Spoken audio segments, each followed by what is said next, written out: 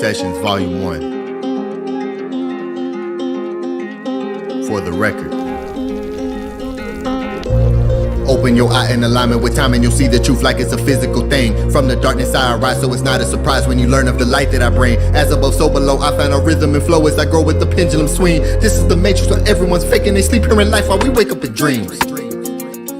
Shedding the skin like a serpent, this work makes it worth it. Attaining a purpose while searching internal, examine what all is in me. Most will not make it there, so can I take it? Reality shaking, you've seen what I've seen. Reap what you sow with the weavers of speech, achievers, and this is the read 'em and weed 'em. You cannot read in vibrations that none of them speak. Walking mad, do netter, light is feather is heavy. To learn that your will isn't free, that you're willing. I continue to lead with my ebas, I'm sweeping my consciousness clean. Training in realms that are unseen, my aura is some set fire to all of the fiends. Stand on my eye, this is all seeing. I we supply 93, that means we are supreme. Healing through tones on my senses, connecting in this year. Wealthy is health, this is green. This is illusion, reality veiled in delusion. Thoughts become intrusive, it's foolish to not know by now that it ain't what it seems. This is way more than belief, I see clearly the lies. My six senses of sight are hypnotized, no wonder everyone sleeps. Open your eyes. It's time to set off the alarms, the performance self-harm. Don't you know you're a star, God in human form, and you rise with the beast. More than man, bread in my hand, that's the Lord in hand. Heard what I said, Lord, live in the man. Light is sought after, it's in the man. Come from the inundation lands. Light is sought after, it's in the man. Come from the inundation lands. We ain't the same man. Record keeper. Seeing the state of the planet, the damage, the famines expanding beyond your belief. I see they landed, they've handed the people a cannon and aiming it right at your feet. Blowing the hole where you're standing, creating the panic. The tactical planning is deep. Teaching you're only a man and that God is in heaven, the seventh outside of your reach. If you're the question, they'll call you a manic, frantic, erratic, depression, demonic. When you're teaching through the magical speech, they'll call you serpent, the one in the garden. Pardon my knowledge for having the knowledge and prowess to see. He really told the truth to Adam and Eve. You'll have distinction between good and evil if you eat of the fruit of the tree. Now you're a god, open your eye, cleansing yourself so that now you can see. They stole the stories and twisted them like it's a spliff. They put the fire to leaf, I put the fire to speech. I put the fire to heat. We don't do liars and thieves, they just desire to greed. This is my record to keep, this is my throne. You cannot sit in my seat, and I command it. I give more than 10 commandments. This is the law of attraction, and we have infinite stamina. My stage is where I'm standing. This is my art, God is in me. I only keep goddesses with me. They are the magical beings, they are the holy ones, birthing the gods. We're overcoming the odds. We are the even and odd. They're in the odds, we're in the all. Ancestors answer my prayers, forever grateful. I will forever say thank you. Inspiration to awake the sleepers. Record keeper, more than man. Bread in my hand, that's the Lord in hand. Heard what I said, Lord, live in the man. Light is sought after, it's in the man. Come from the inundation lands. Light is sought after, it's in the man. Come from the inundation lands. We ain't the same man. Record keeper, more than man. Bread in my hand, that's the Lord in hand. Heard what I said, Lord, live in the man. Light is sought after, it's in the man. Come from the inundation lands. Light is sought after, it's in demand. Come from the inundation lands. We ain't the same man. Record keeper.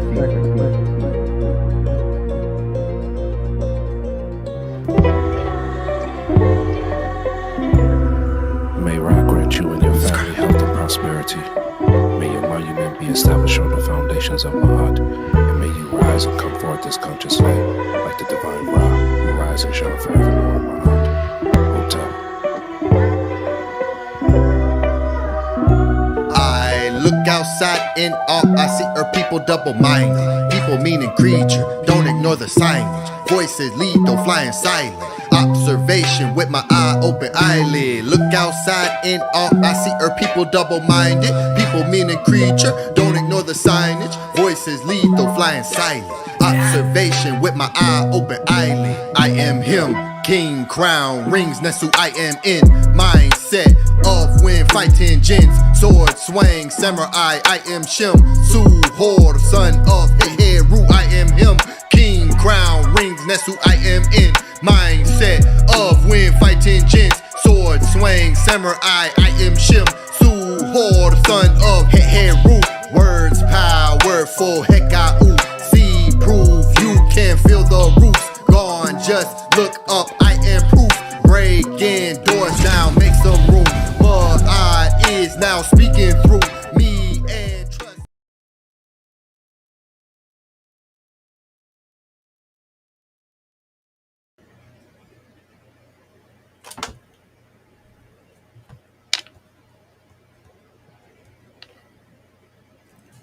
Mic check, Hotep. Can you hear me? Mic check. Hotep, yes, I can hear you.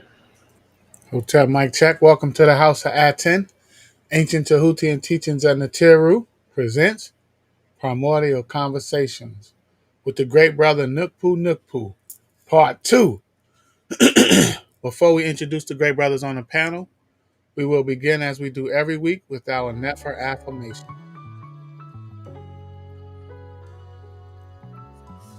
On the count of 3. 1, 2, 3. Unki Ma'at, Un-Ns, Nintet Osat Ma'at, Minhepapet Ma'at, Per Inhu Kui, Per Iku.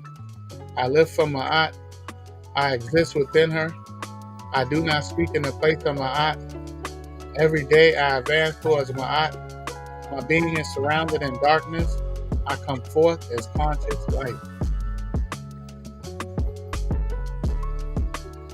Peace and love, everybody. I'm the mighty Atef Rem Kim Ma'at, esteemed brethren. As a devoted disciple of the master teacher Tahuti Amenhotep Ra, I humbly serve as your guide and host within the sacred halls of the House of Aten. Each week we gather here to immerse ourselves in the profound teachings of Ma'at, embarking on a journey of enlightenment. Within this sanctuary, we explore the depths of truth, drawing wisdom from ancient artifacts and the profound teachings passed down by the great Tahuti Amenhotep Ra.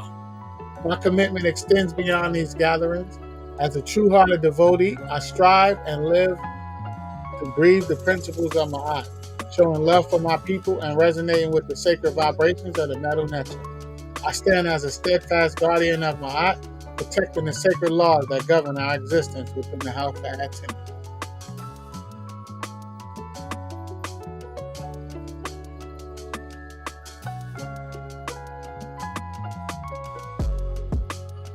Next, we have the mighty scribe Ani Ptah Aten Tahuti, Tatia Vizier, overseer of administration of the House of Aten, chief treasurer, Sheshna Sut, royal scribe of Tahuti Amenhotep Ra, scribe of Ra, Sajed Eve, reciter of Aku, effective words of conscious light, one great of Heka, excellent of magic, technology architect of Tahuti, bull of Ma'at, truly silent one, controller of temper, most expert in his calling, protector of the Natiru, Namp Akher, Lord of excellence, son of the great unifier, NUK, holder of the secrets of the Duat, Smaui Sekmi, one skilled in the arts of music and poetry, Him Netha Tepi in Sheshet, high priest of Sheshet, Saba in Medu Neter, teacher of the divine language, embodiment of Ptah's writing board and Tahuti's mirror, leader with the heart, Sep E, great of humility, servant of the people.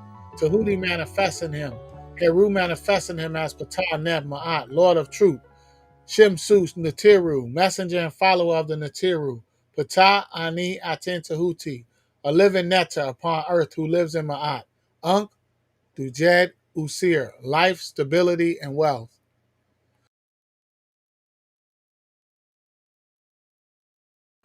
And our presenter for the night, the mighty Dejed Sajim, Primordial Thought 9, is a seeker of divine wisdom, the wisdom with universal structure, the wisdom that remains the same from every perspective, the wisdom that adapts to any interaction, the wisdom that creates silence, the wisdom that sustains the house of Aten. Welcome, everybody, to Study Guide Sundays.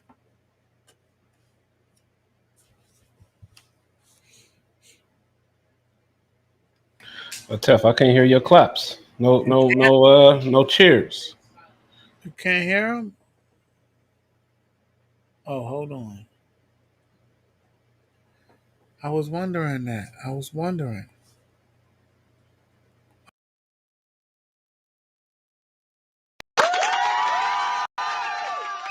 There you go. There it is.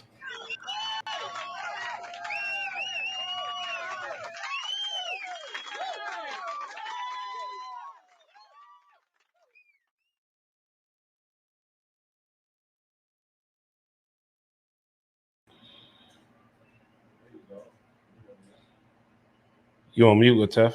I can't hear you. I say, good to see you, great brother. Can you hear me? Yeah, I can hear you. Hotep, good to see you too, Yeah, great brother. good to see you, great brother. Good to see you. Yeah, this is part 2. You know, I love my part 2s, brother. I know there's always a next, so this is.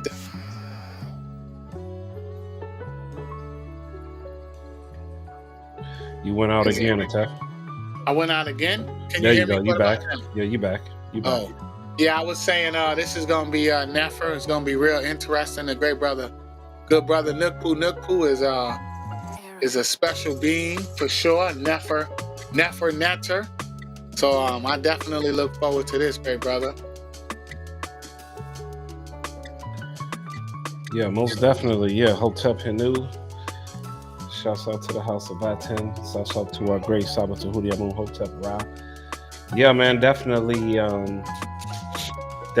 excited, man. It's good to hear NUK PU's journey, man, his story. And it's always a pleasure and an honor to for someone like him to be able to share that story, man, and to be transparent on a lot of things. So yeah, due out to him. Definitely appreciate the content that he's contributed to this presentation. So yeah, man, we doing good. Everyone's good. The out's good. Definitely grateful for this wonderful Heru. And yeah, man, we making it happen, man. How you feeling, great brother? Nefer, great brother. Just a little tired. You know, we had a long night, but you know, Nefer. Like my family is as well. You know, just trying to navigate this matrix, great brother. That is it. just trying to navigate this matrix, man. It's very challenging, but I'm very grateful. Very grateful for the network. Very grateful for our Saba, Tahuti, Amahotep Ra. Very grateful for you, great brother, and the great supporters, Amunet, great brother Basa Tut, NUK PU NUK PU, Minty Hotep. We see you out there, Hotep Inu, you great sister. Yeah, man. Looking forward to this, brother. Looking forward to part 2.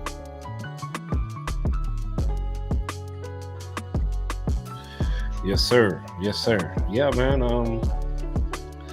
I feel like we got to get straight to it. It's good to just make it happen, and you know, it's a lot of content, man. It's a lot of time. So, but yeah, let's. If you don't got nothing else, great brother, let's make it happen. Well, let's run it, great brother. Let's do it. NUK PU NUK PU, Primordial Conversations, part 2. Let's go.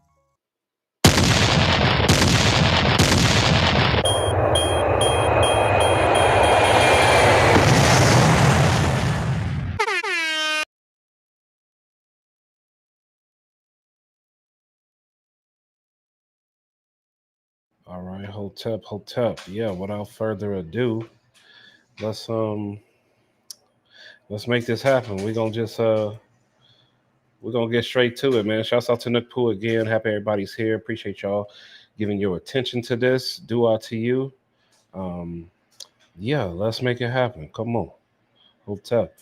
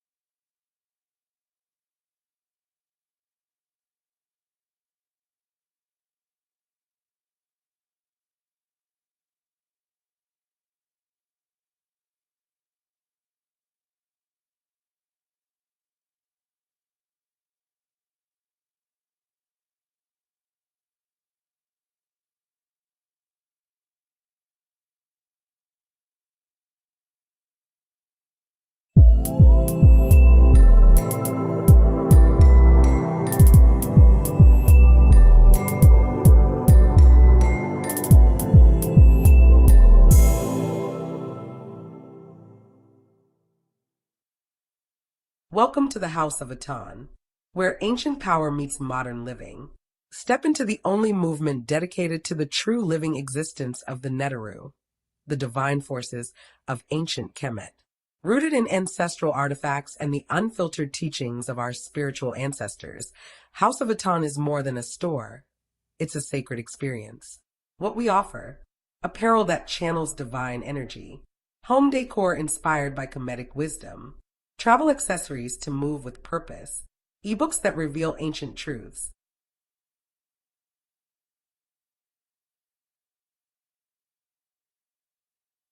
spiral notebooks for your divine downloads. Imbue yourself with the images of the Neteru. From Ra to Ozit to Heru to Tahuti. Wear them, live them, become them. Return to your roots. Awaken your essence. Walk with the ancestors. Visit houseofatan.com and join the only path guided by the authentic spirit of Kemet. Prove you can feel the roots gone. Just look up, I am proof.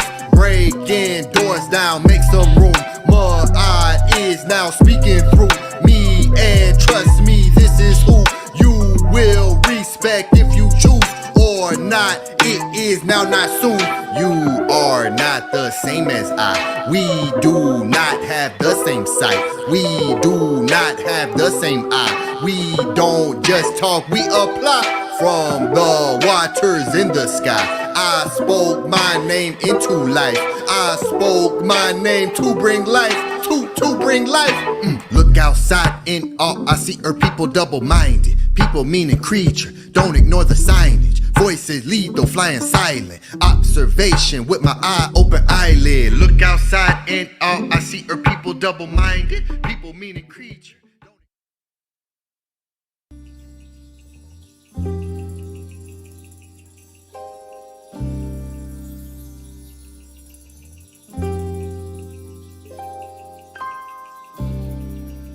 Hearing is beneficial to a son who willingly hears. For when what is heard takes root in the hearer, he who has heard will become one worthy himself of being heard.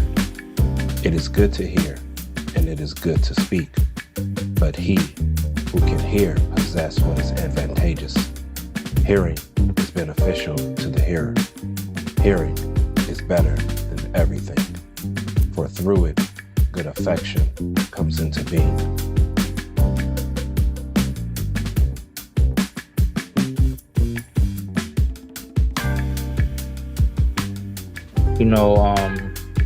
Growing up, I would listen to like a lot of hip hop that influenced me, like Wu-Tang as a child.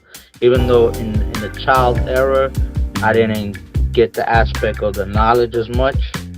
But later on, as a teenager, is when it influenced me of having knowledge of self, and it connected with the information that I was picking up and the thoughts that I had. Different influences like Mobb Deep, Nas definitely, Growing up, also seeing Tupac, like when I was a teenager, seeing him with the Nefertiti tattoo, that's something that intrigued me into Kemet as well, and also getting into Nefertiti as well, like looking into her more.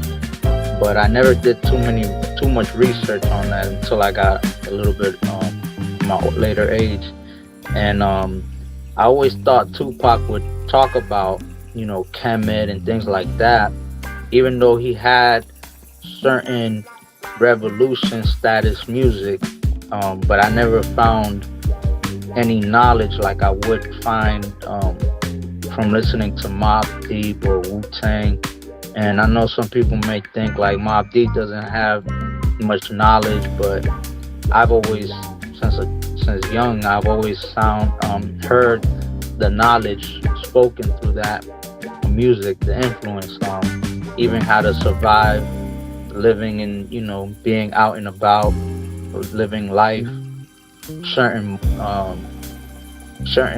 ways of thinking and behaving, and out of like the Wu Tang, definitely RZA, as I became more of a teenager, is who I gravitated more towards, and also influenced me with the martial arts, the kung fu, the tai chi, and that assisted me and fortified me more to enjoy what I was doing and relating to what I'm experiencing and what I'm doing and things of that nature. And so another people that influenced me at a later age was like Red and Blue Pill. They once before they would have like music, their style and everything was very influential to me. I was fortunate enough to meet them. They're real down to earth cats in my perspective, and they have a great influence through me. Also because the knowledge, and also being connected with Dr. Sebi, being influenced by Dr. Sebi, being raised by Dr. Sebi. So the eating habits and all that was a big part of my life as I became older. When I was young, as a child, I remember I was really sick. I was probably like 7 or 8 years old, and I was really sick. And I remember my parents were giving me medicine, and like just regular medicine, the over-the-counter medicine or whatever. And one time I was getting like really dizzy from taking this medicine, and in my mind I got like this voice and intuition telling me, don't do drugs. Just kept saying, don't do drugs. And I'm like, what? And I was feeling dizzy because I was like taking, one parent would say take this, the other parent would say take that, and I wasn't feeling right. And then I went to read the medicine, like it was like something like simple, like NyQuil or something like that, And I remember reading the label on the back of it, and it said drugs. And I'm like, oh man, this is drugs. You know what I'm saying? I shouldn't be doing this because, growing up, you're always told to say no to drugs, don't do drugs. So I'm like, this is, my thoughts came together and said, oh, this is a drug. And ever since then, I never took any drugs, like as far as any medicine. I stopped taking medicine since that age. Like I immediately stopped. So anytime I would get sick, I would try to find like a more natural solution. I would take anything that's natural, like any remedy that my moms would make or anybody else would give me advice of, I would take. So at the time I didn't know as much, so I would take like certain things like orange juice, or try to drink more soups instead of looking for a way to take a pill or any medicine of that nature. So growing up, I always was taught not to do, like I felt myself not to ever do drugs, not to take medicine, even when I get sick or whatever. So growing up, learning from Sevi, that was a big influence in my life. So I learned from Sevi about fasting and about herbs. So that fortified my health and my consciousness. And hearing this from Light, that was one of the things that gravitated me towards him as well, was the eating habits. And I remember listening to Lisa Left Eye Lopez giving a testimony about Dr. Sebi and how it cleansed her so much where she had her intuition heightened. And I was intrigued by that, because these are things that I always was seeking, meaning when I was young in school and having knowledge of self, I always wanted to become more intelligent. Intelligence was key to me, and your spirit, strengthening your spirit. These are things that why I got influenced into doing Tai Chi and Kung Fu and all the other modalities that I would practice. And so having that kind of mentality, what it taught me, like from Left Eye Lisa Lopez, her testimony, and then studying about the Gnosticism with Jesus fasting and all of that, Moses fasting. Dr. Sebi was the first person to influence me as a human in this realm, to show me, to have proof that, you know, we can go fasting, that we can cleanse ourselves, we can detox and become a better version of ourselves in the food aspect.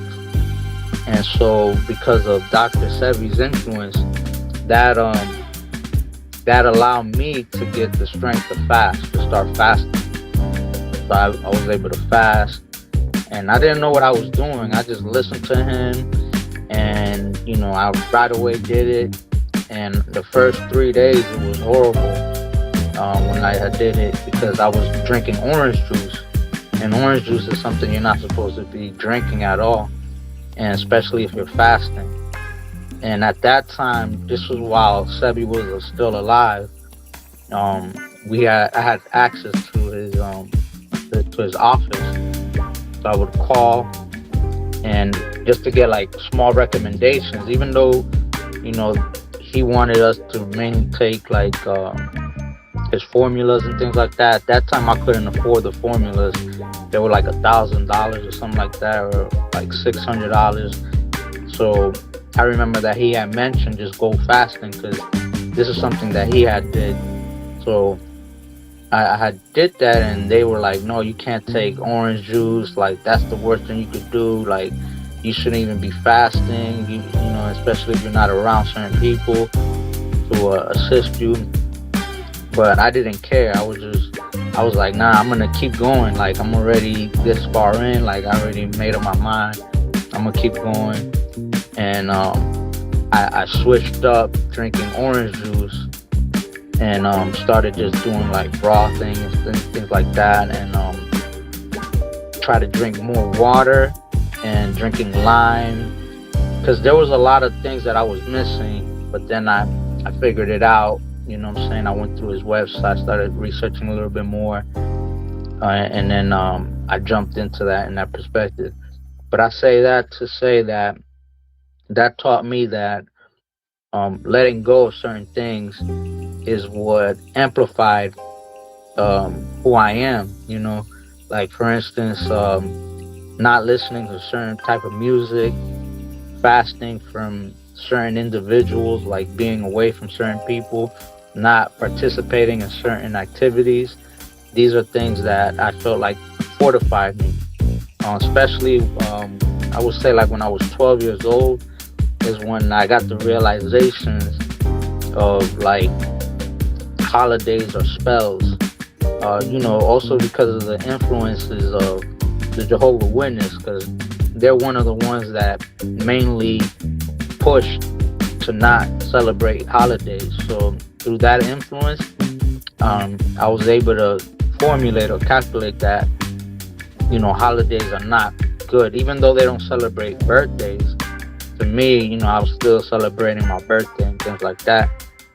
But as far as like Christmas, all these other holidays, so I would look at them like anytime I celebrate a holiday, I'm putting myself more into a spell. And as I became, more of a teenager, my later age and teenager, learning about mind control, hypnosis, all the tricks that the society placed on us and all these spells, it allowed me to realize that if I keep myself away from certain things, I would stay away from these spells and break spells. Because I looked at things more like a spell, the hypnosis and the mind control in the form of a spell. So like even using microwave, after learning more about mind control, like microwave, I try to stay away from microwaves. I try not to use them at all. I was more conscious about what I was eating. I was more into like, even though, growing up, we would eat like regular food and stuff like that, McDonald's, all that junk food. I was more conscious to eat more healthier than not. Like I was aware of that because of, the martial arts, learning how, the Shaolin monks, how they eat. I try to resemble and try to resonate to what they eat, and seeing how I would like try to keep away from watching TV, so certain things that I tried to watch more was like, studying things, learning things like the Discovery Channel, History Channel, and I became like very phobia with technology, even though I would be on the internet, but I would try to use the internet more so for studying, like just trying to do my research and learn. I looked at TV like it was a spell, that I can't have it around me. Eventually when I got in my later stages of age, still in a teenager form, I put away my internet, my phone, my TV, and it was probably like after like getting to 20 years old. So because 19, I was still like watching the TV, but like getting to like 20 years old, I put it away, and I try to keep away from things like that. So I would do a lot of meditation too. I also did meditations, sort of like what Saba teaches us. That's why it's so easy for me to gravitate to what Saba teaches us. I would meditate too subtly to serious. I was aware of that through the knowledge of studying about the Dogon tribes. And I would meditate. I would wake up at 3 a.m. and meditate to that star. I would see it. It wasn't out every year, throughout the whole year, but more like towards the end of the year, like, October, August, November, those times I can see that star a lot more aligned, and I can come outside at 3 a.m. and it would be like if it was right there close to me. And I would meditate to it all the time. So meditation to me was something prevalent in my life, so it was a lot easier for me to resonate with Saba. What Saba has taught me as far as the rituals, it's always been something confirming and gave me a different aspect, a different look.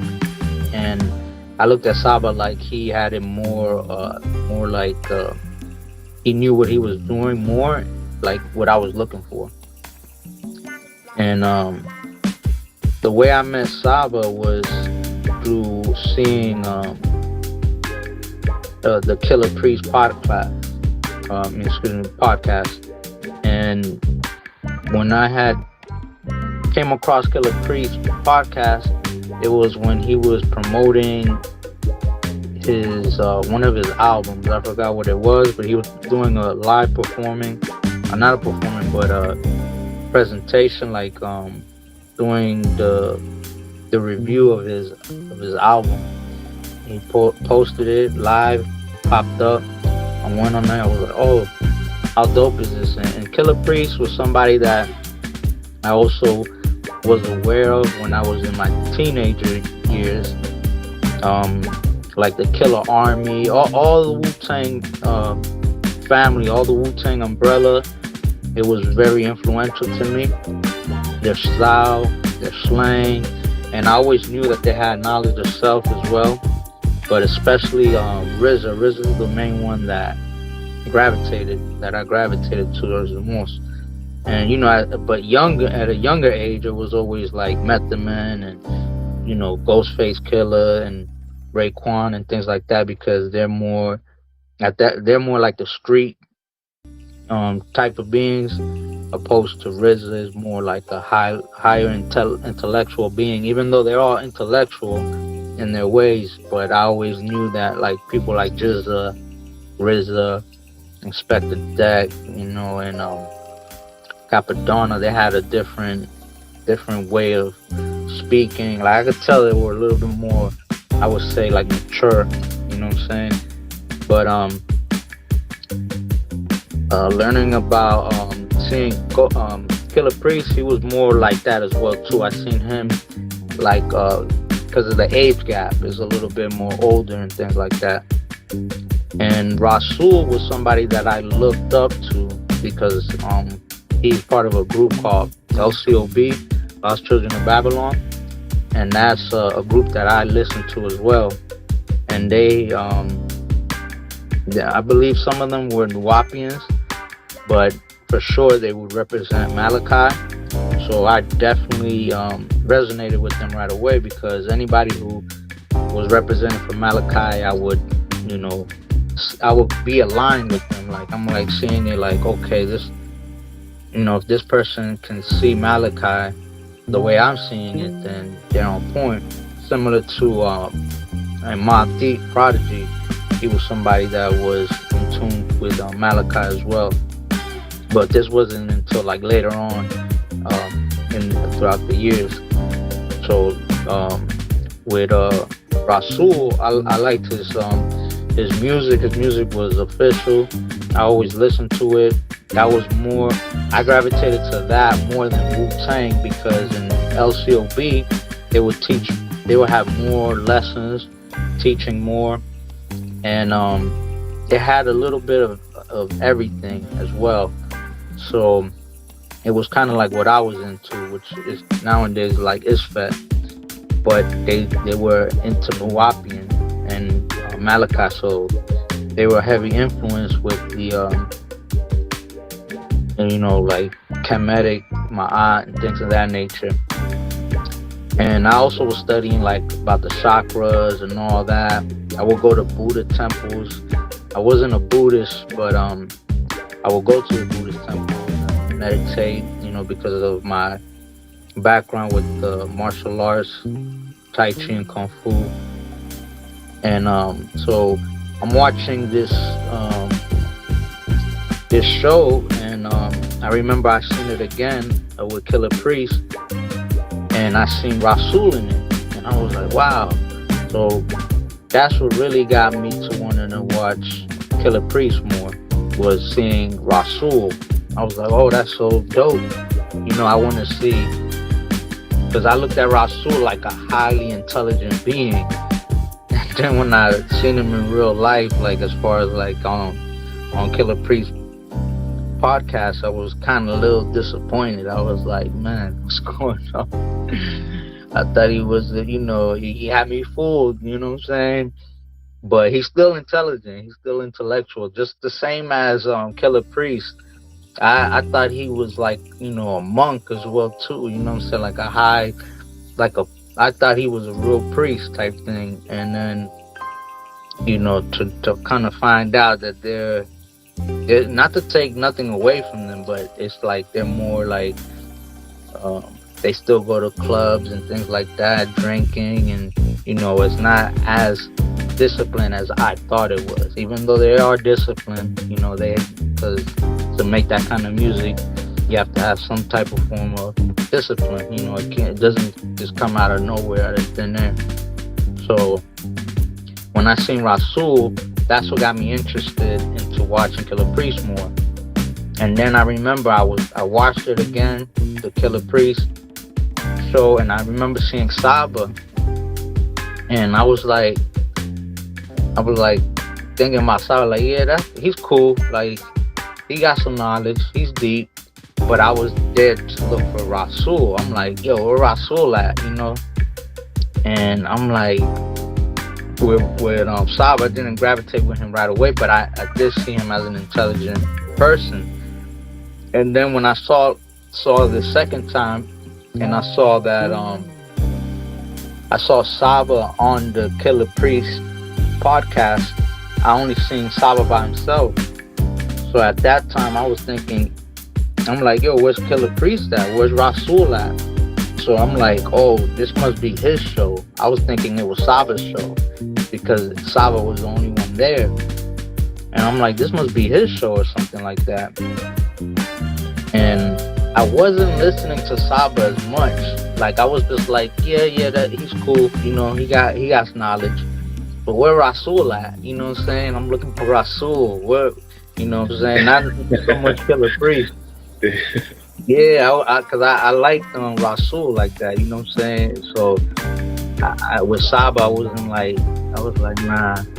And then later on, as I started watching Saba more, and then I started hearing talking about my aunt.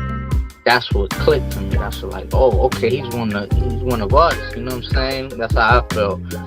I'm like, okay, that's deep.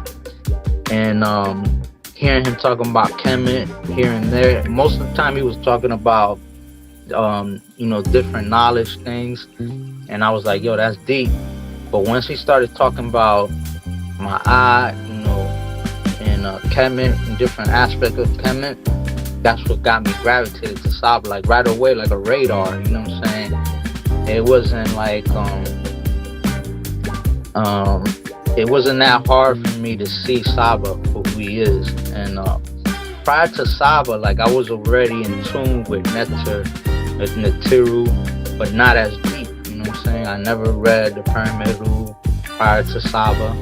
I never did none of that because I was, I respected Kemet so much. I was gonna have a teacher to teach me Medu Neter, and it's an individual called Mfudishi.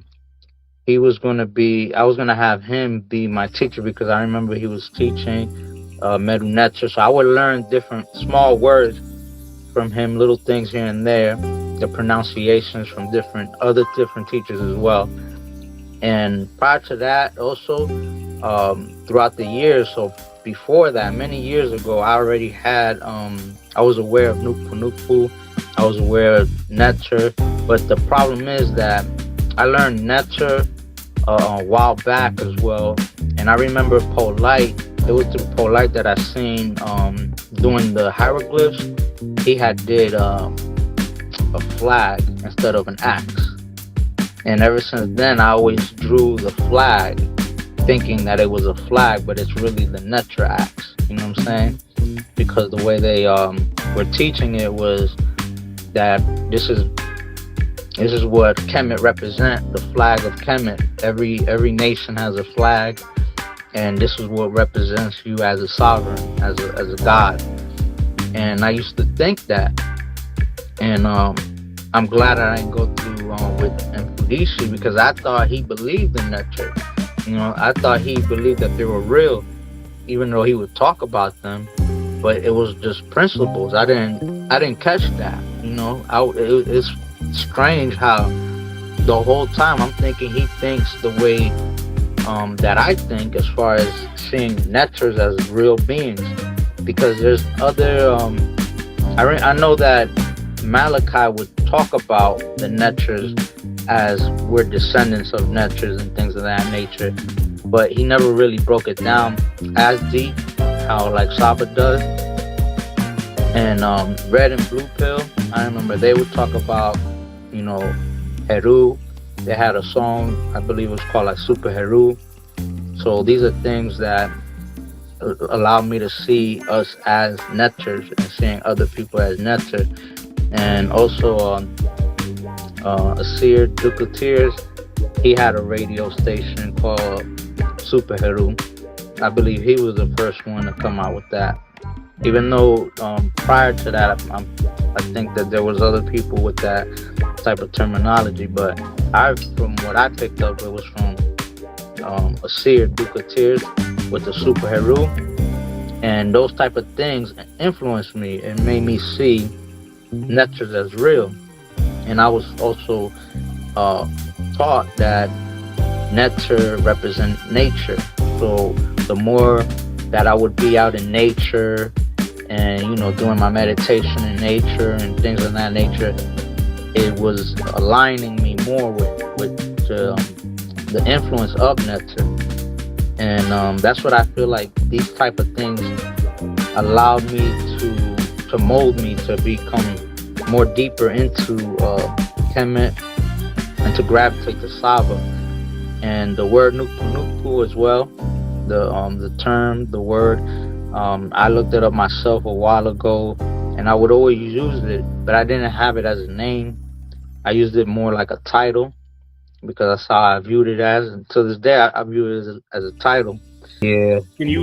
But Can you elaborate a little bit? Why NUK PU? NUK PU. So NUK PU, when I researched it, so what I would do, I would do a lot of affirmations. So I was always looking for ancient languages. I try to go back to ancient languages, like the Hebrews, the Arabic, but not so much like with the Arabic. You know what I'm saying? I definitely would study Sanskrit, a little bit of Mandarin, the Chinese language through my martial arts, because that's something that we had to do, was say the names of the moves, the stance in Mandarin, also count in Mandarin.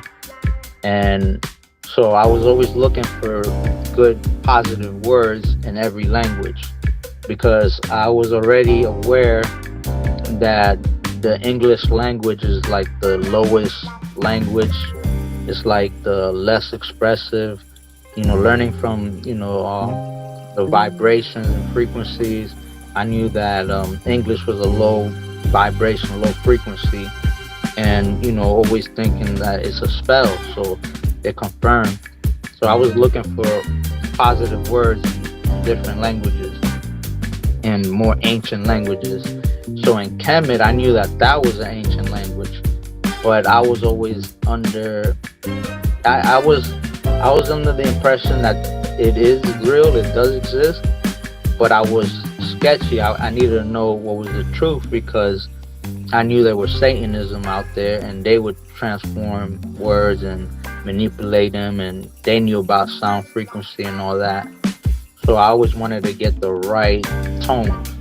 I knew that tones is very important. I knew Sanskrit was more purified. Like I knew that because there was a culture, a system already, certified for that. While Kemet, we really don't have that. Like it's wild and loose, and it's an easy way for the Satanism to jump into that, because there's no schooling for that, like proper schooling that we had. So when I would listen to certain people, I would be very wise. So NUK PU NUK PU, I would look up words for I am in different languages, words like love, peace, a lot of these positive affirmations, so I could write them down as positive affirmations to repeat to myself, and I use them as prayers and for meditation, things like that, for manifestation, all those type of different practices. So NUK PU NUK PU, I came across it by looking up I am who I am in different languages, and especially in Kemet. And in Kemet, I always try to look up those specific type of words, the positive words, and I was able to come across it. At first, I didn't know how to pronounce it properly, so I was, like I said, careful with it. And then when I learned, I picked it up. And then later on, throughout the years, I heard it from other people. And when I would pronounce it, I'll pronounce it in different forms. That way, because I had different teachers where they would tell me from different modalities.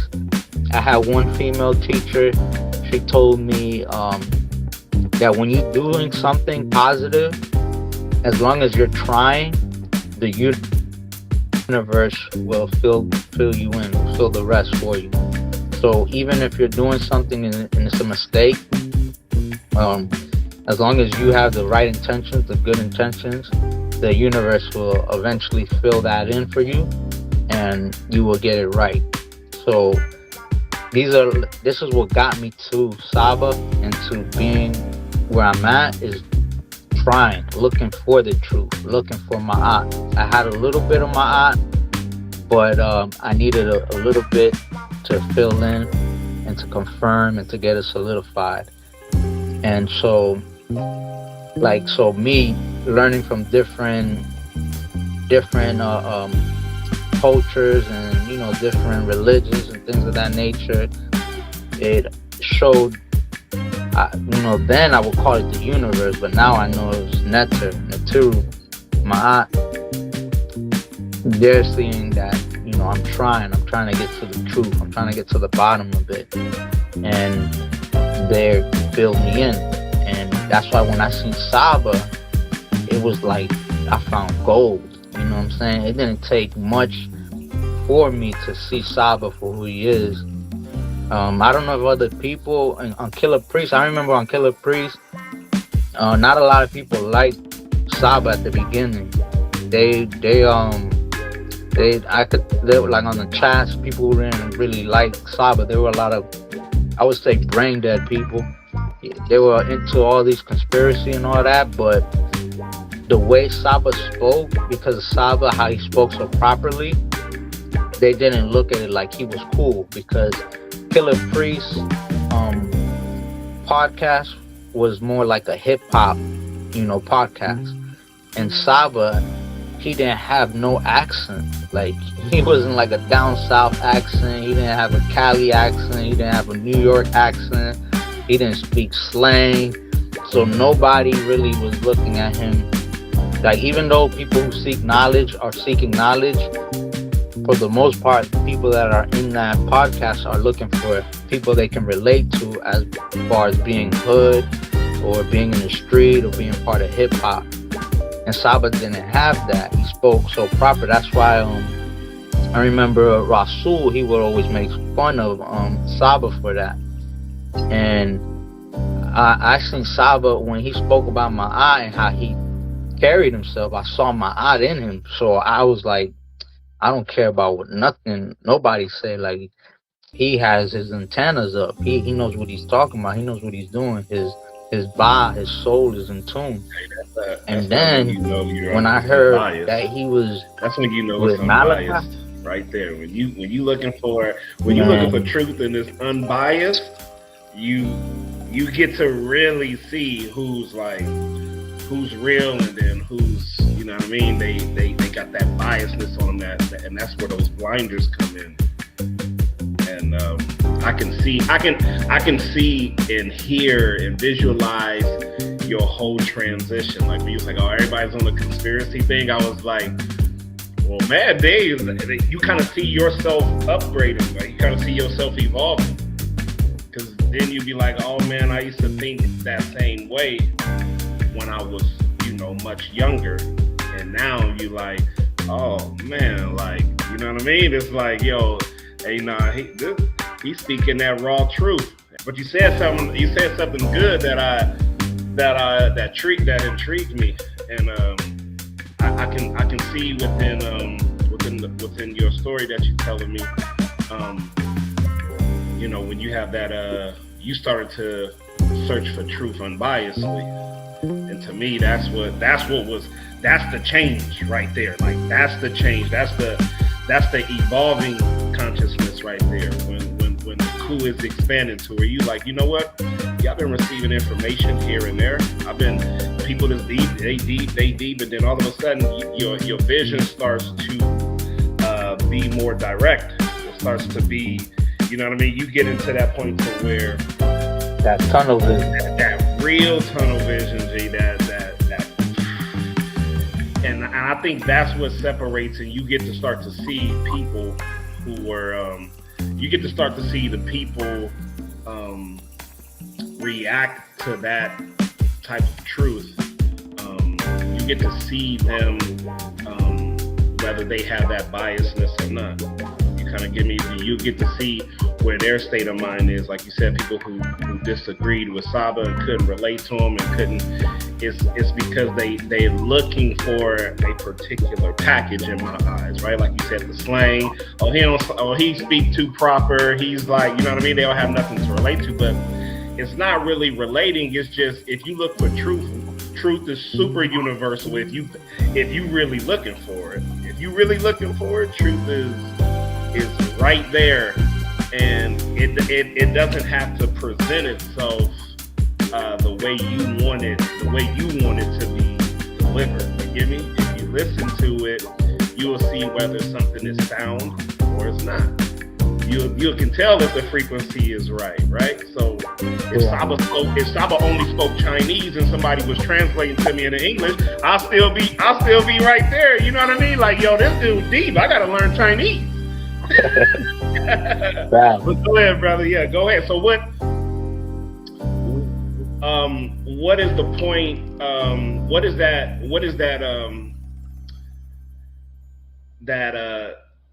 realization, that factor that happened within your life to where you started, okay, I'm dropping this, I'm no longer following this, and hey man, this dude Saba Tahuti is on a whole nother level. Like, when did that transition happen for you?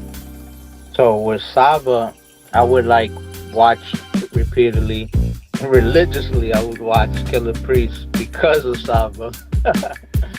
Saba was the key factor. So like I said, seeing for me is like how you mentioned, Saba's not as like these other teachers that he wasn't showing so much charismatic. He wasn't like showing off. He was like just like a serpent, just there, silent, hey, I got it here, speaking to us, not too harsh, silently. If you want to hear it, you will get closer and try to hear, and that's one of the techniques he uses. And it's true, like, he wasn't like flashy, nothing to try to catch your attention no other way but the truth, and so knowing about letting go of certain things. So I remember with astrology, I was deep into astrology, and Saba just mentioned how astrology was fake, and he just said little key things, and right away I dropped it. I'm like, okay, you know what I'm saying? What else? Drop that, all right. You know what I'm saying?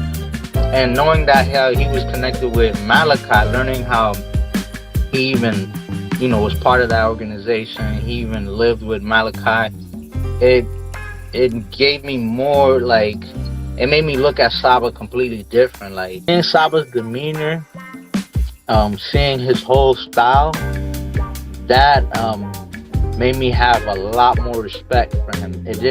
So I wasn't looking for, even though I wasn't looking for nothing, like no other proof, but okay, let me make sure that he is in my eye.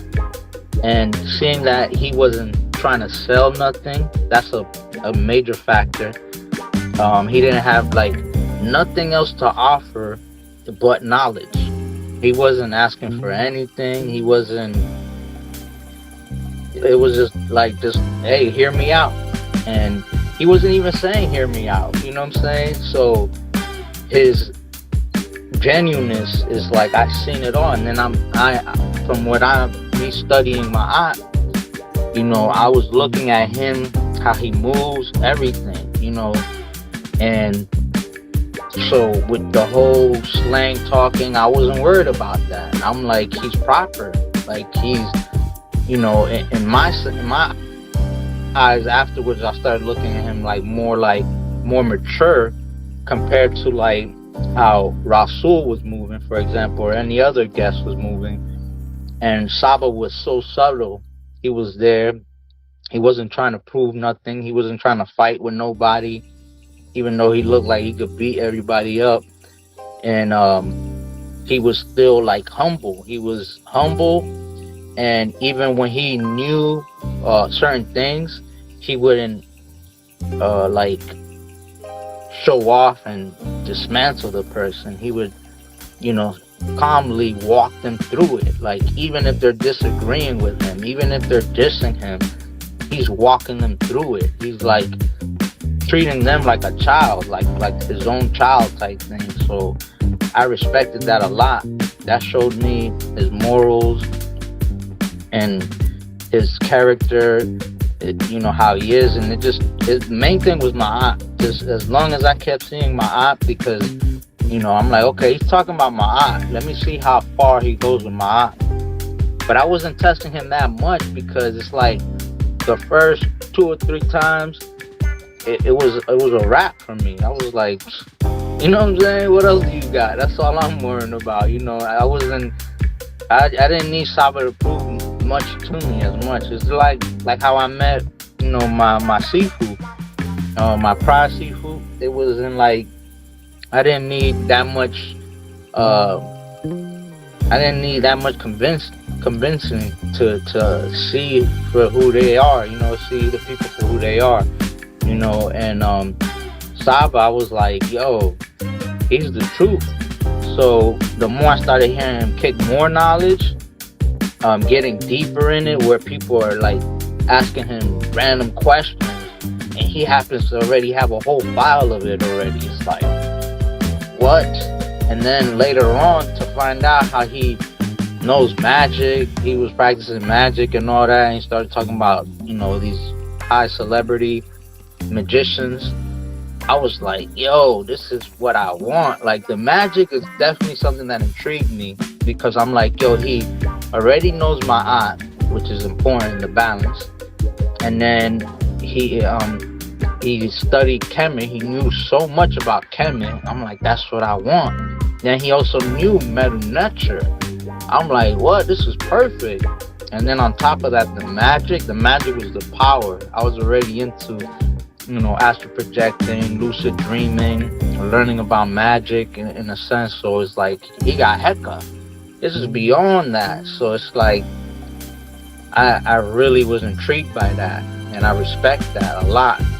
And seeing how Killer Priest was also, intrigued by Saba. That was showed me that Killer Priest was intrigued by him, and I looked at Killer Priest like he was intelligent and he was up there as well. But then seeing the comparison with Saba, it was like, yo, this is a whole nother level. And then I would see how Rasul would act sometimes. He would be kind of irritated by Saba, and it was kind of like, I could tell right there. That's what showed me, like, in a sense, it was kind of like jealousy. You know what I'm saying? Because Rasul at the time believed in Malachi, and then he went against him, and he dissing him, disrespecting him, and everything like that.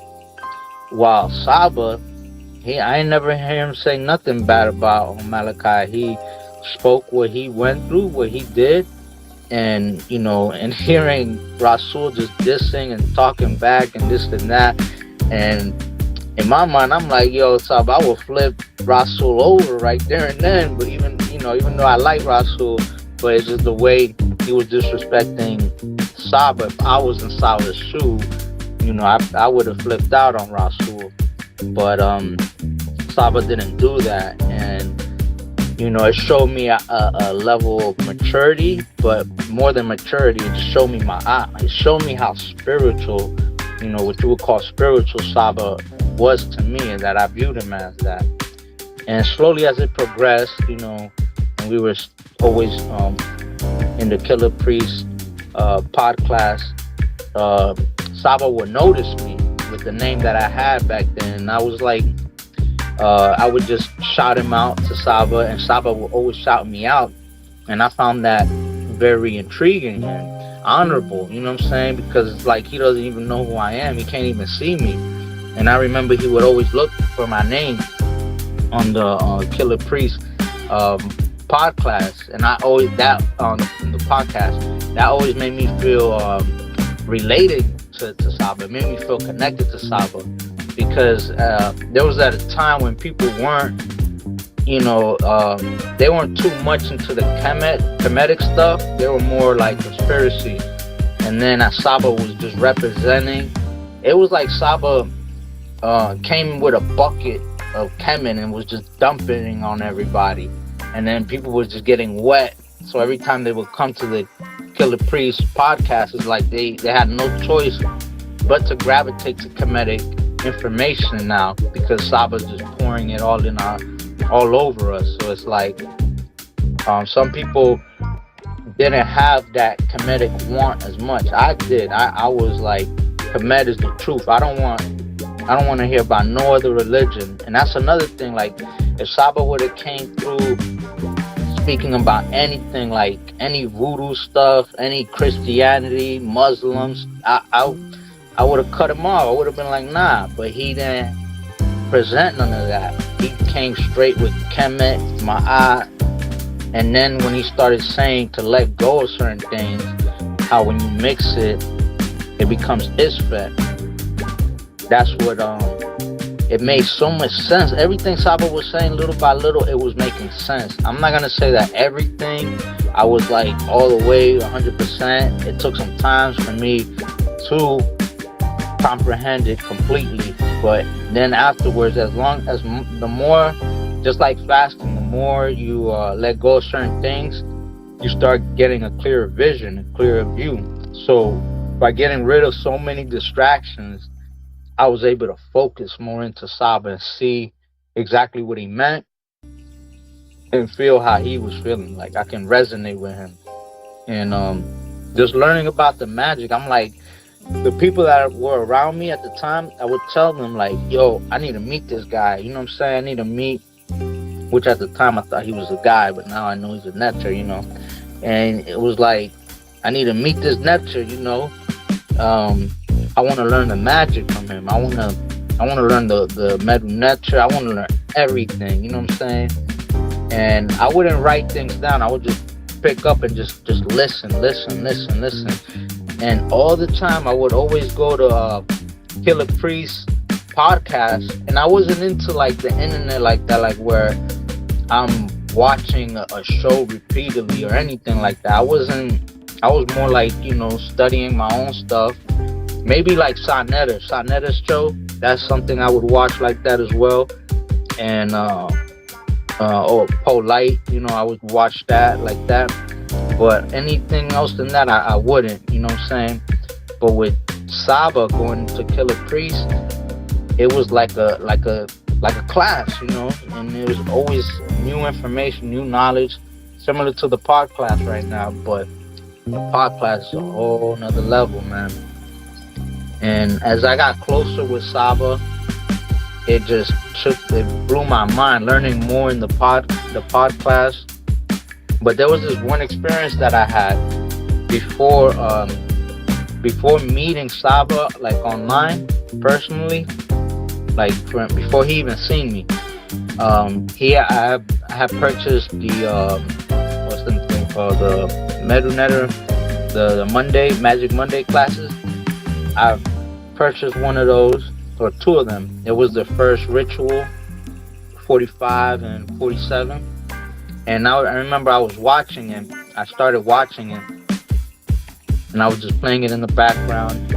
And I was setting up my my altar. So I was already into altars. I was already into a lot of certain things that Saba teaches. I was already into it, but Saba cleaned it up for me. He confirmed it for me, and made it more solidified. Like, got rid of certain things that I don't need, and then put what I needed, you know. So I was setting that up, had it all set up because I was going to do a meditation, getting in my meditation zone, and I'm listening to the beginning of the class a little bit, and then it was probably like 40 minutes in. I paused it and I started listening to bees frequency, the frequency of bees. So I'm hearing bees frequency. It's like a you know how you listen to music, the frequency music, but instead this is bees sound. And when I was listening to that, I was meditating. I got into a deep meditation, real deep, real intense. It was so intense. I started hearing, like, it was like an hour in of me meditating. I started hearing what I was listening to on the radio, or like the speakers. I started hearing Saba talking to me. This is already like, you know, a year or whatever in the pod class already. So I was already in tune with Saba's frequency and listening to him and studying from him. But he never met me, you know what I'm saying? So I listened to the speaker, and the speaker started speaking as like they were speaking to me, directly to me. And I'm like, yo, what is this? Like, what's going on? Like the sound of the bees completely stopped, and it's just somebody talking directly to me, like in person, right there and then. I'm like, yo. At first, I thought it was like some spell work, some CIA type thing. Like, what is this? Like, they're trying to play with my mind. And it was in a different tone. Definitely wasn't Saba's tone. It was a different tone. And then I was trying to listen to it more, and it was, you know, telling me to do certain things, and I'm like, what? And it was telling me things that I'm doing.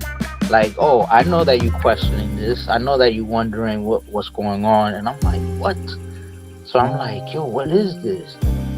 And I'm like, yo, something told me that it was Saba's frequency.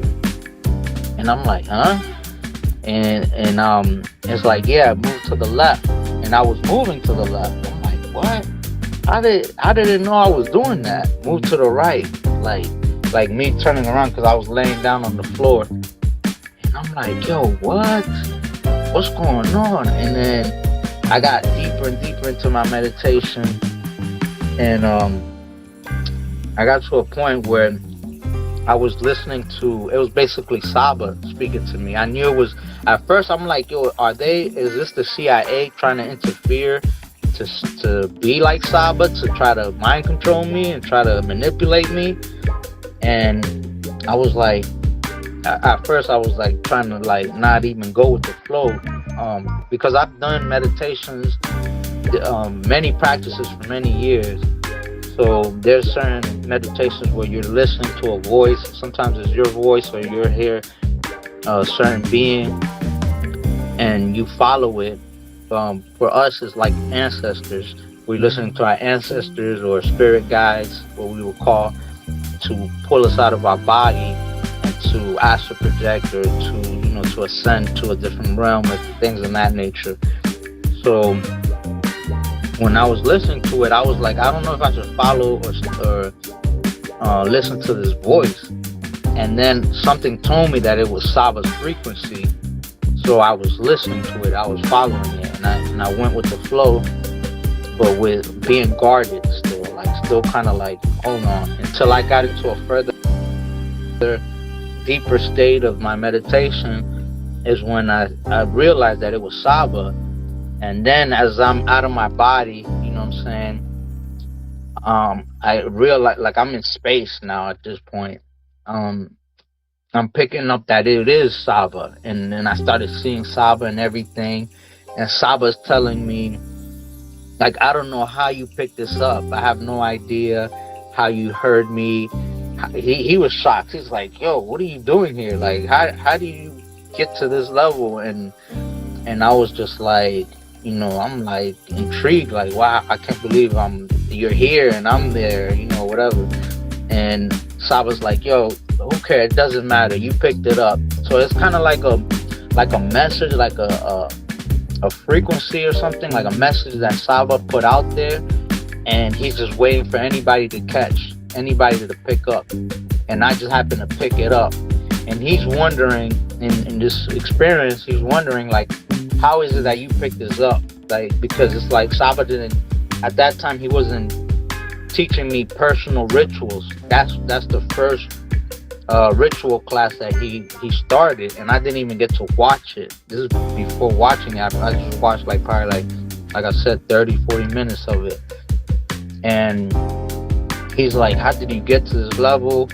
And I'm just like, yo, I'm here. And he's like, oh well, come on. And then he started telling me about a bunch of things. This was like hours of information, telling me about bees, talking about astral projecting, echo, how deja vu, how this world we repeat this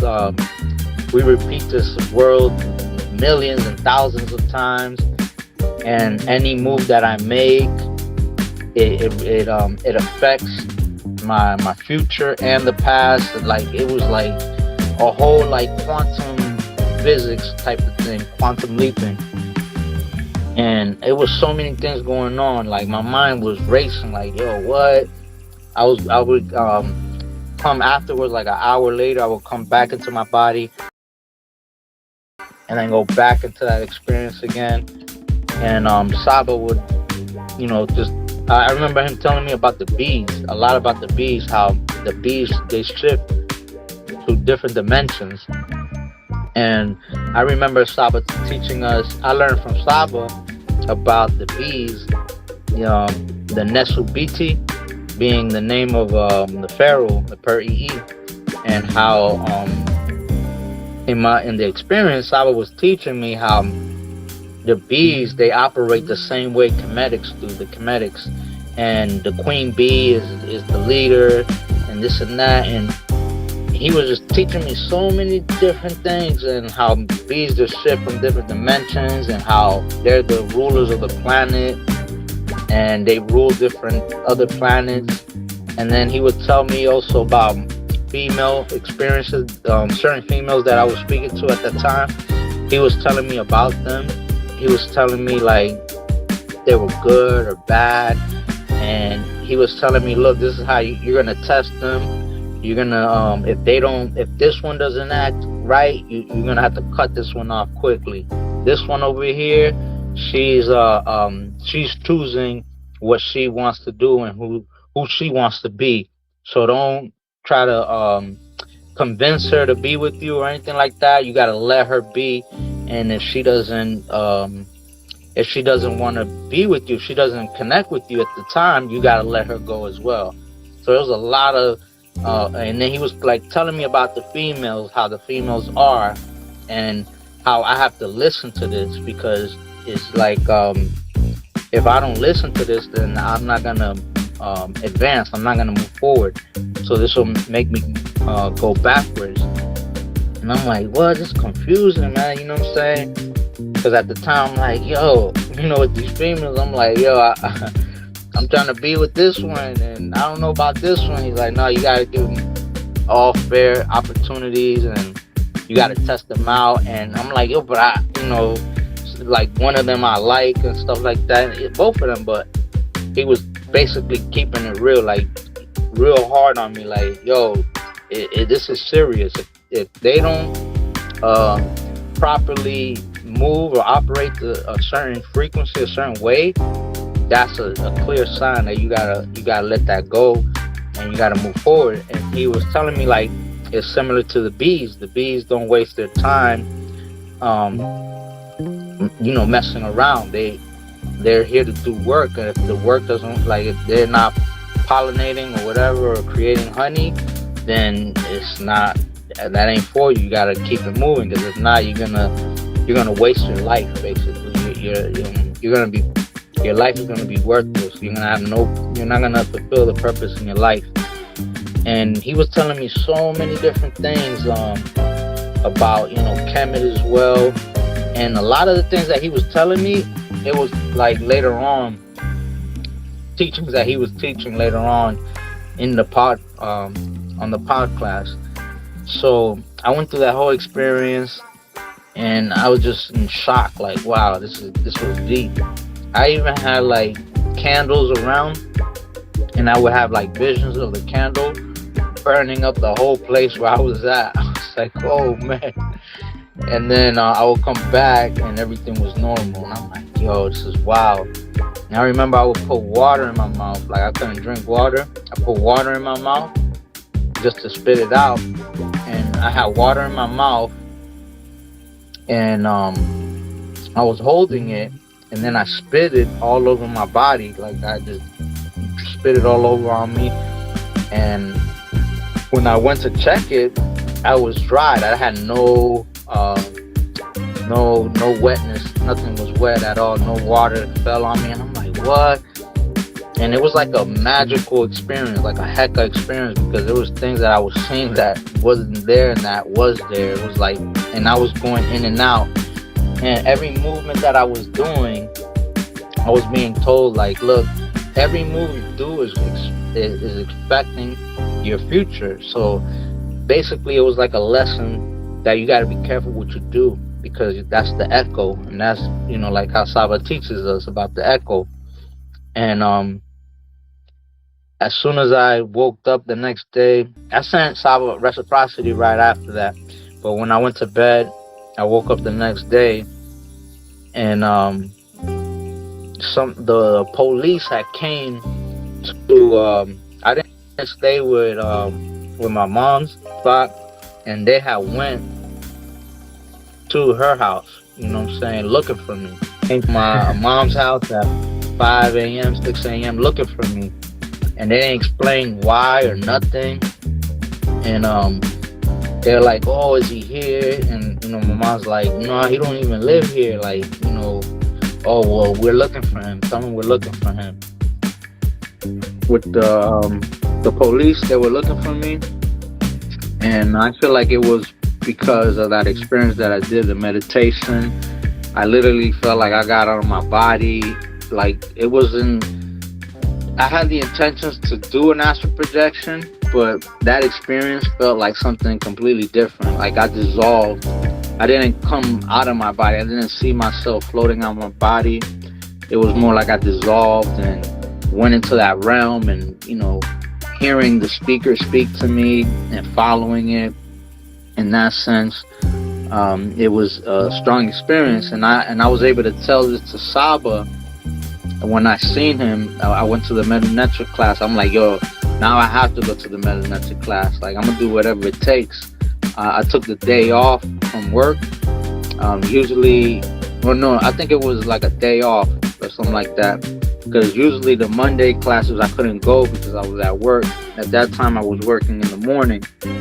So I had to go to Saba's class. I'm like, yo, I'm gonna do what I can to get here so I could meet Saba. And when I met Saba, he was shocked. You know, he didn't know who I was at first. You know, I just came in as NUK PU NUK PU. And I would always send donations to Saba under my name, NUK PU NUK PU. And my screen name, I had a different screen name. I had it under Roberto Reyes. And that was just a name I made up. And that's what I would use for Killer Priest podcast. And it was a name that I made up from Reyes, coming from, you know, Ray, the son Ray.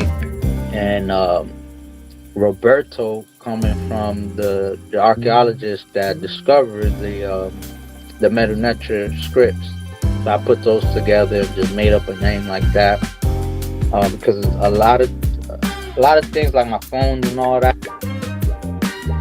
I didn't have put my real identity and things like that. I was always growing up, I always had different phones. Sometimes I would change my phone like every week, change my whole number, everything, you know, just because of certain things, and trying to keep my identity out from, especially hackers and things like that, trying to mess up your identity. So that's one of the things I did. So I told Saba my experience. When he met me, he was shocked. He was like, "Oh wow, so you NUK PU NUK PU. I'm like, yeah. And I'm Roberto Reyes. Like, what? Oh man. It's like, yo, I thought you were like a 55-year-old man. I didn't think you were gonna be a young individual and all that because I was talking on Killer Priest. I would be like, oh, he's speaking the truth, da da da da, boom boom, my aunt, Hotep Netter, you know.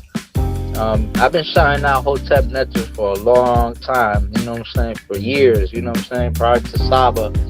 And while I was on Killer Priest, I would always say peace God, you know what I'm saying, because you know, Rasul and Killer Priest, they were more gravitated more to like the 5%ers and things like that. And most of Killer Priest hosts, you know, not hosts, but like guests, they would come in and they were more like 5%ers. And Wu-Tang was more like 5% knowledge type thing. So I was resonating with them with that kind of information.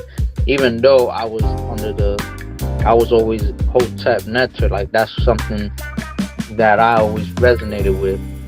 But when Saba came along, that's when I started saying that a lot more to resonate with Saba, like, you know, to show him like, yo, I know what you're saying and I resonate with it, and you know, just keep pushing. You got somebody who's supporting you when it comes to that, like, you know what I'm saying? And Saba was shocked when he seen me on the Metanetic class, and I had told him my experience, and I told him about the police situation, because I remember he mentioned that once you get to that level of magic, you know, you're really tapping in. The officers and things of that nature, they're gonna come and they're gonna attack you. The Matrix basically is gonna attack you and it's gonna try to stop you from escaping this realm, from escaping their reality. You know what I'm saying? And stepping into Ma'at. And a lot of things that I experienced in that experience that I had of Saba, he confirmed it for me when I met him. He on the Metanetra class, he was like, everything he was saying is like, yo, this is exactly what you told me in that experience. It was like deja vu to me. It was like, I was like, what? The exact same words and everything. It was very, very Nefer to me. It was like wonderful, exotic. It's something I never experienced. And right there and then, and it's like also in the experience, Saba was telling me how he been known me and I've been known him, and he was like Tahuti on a throne, like in space floating, telling me all this information, and I was just mind blown, you know what I'm saying? And I just started getting deeper and deeper with Saba, and at that time I was able to get closer with Saba because I wasn't associated with those females at that time, with certain females, because a lot of the times I was distracted from participating with the pod class as much because of certain females. You know what I'm saying? Even though I was listening to the pod class while I'm with them, it's like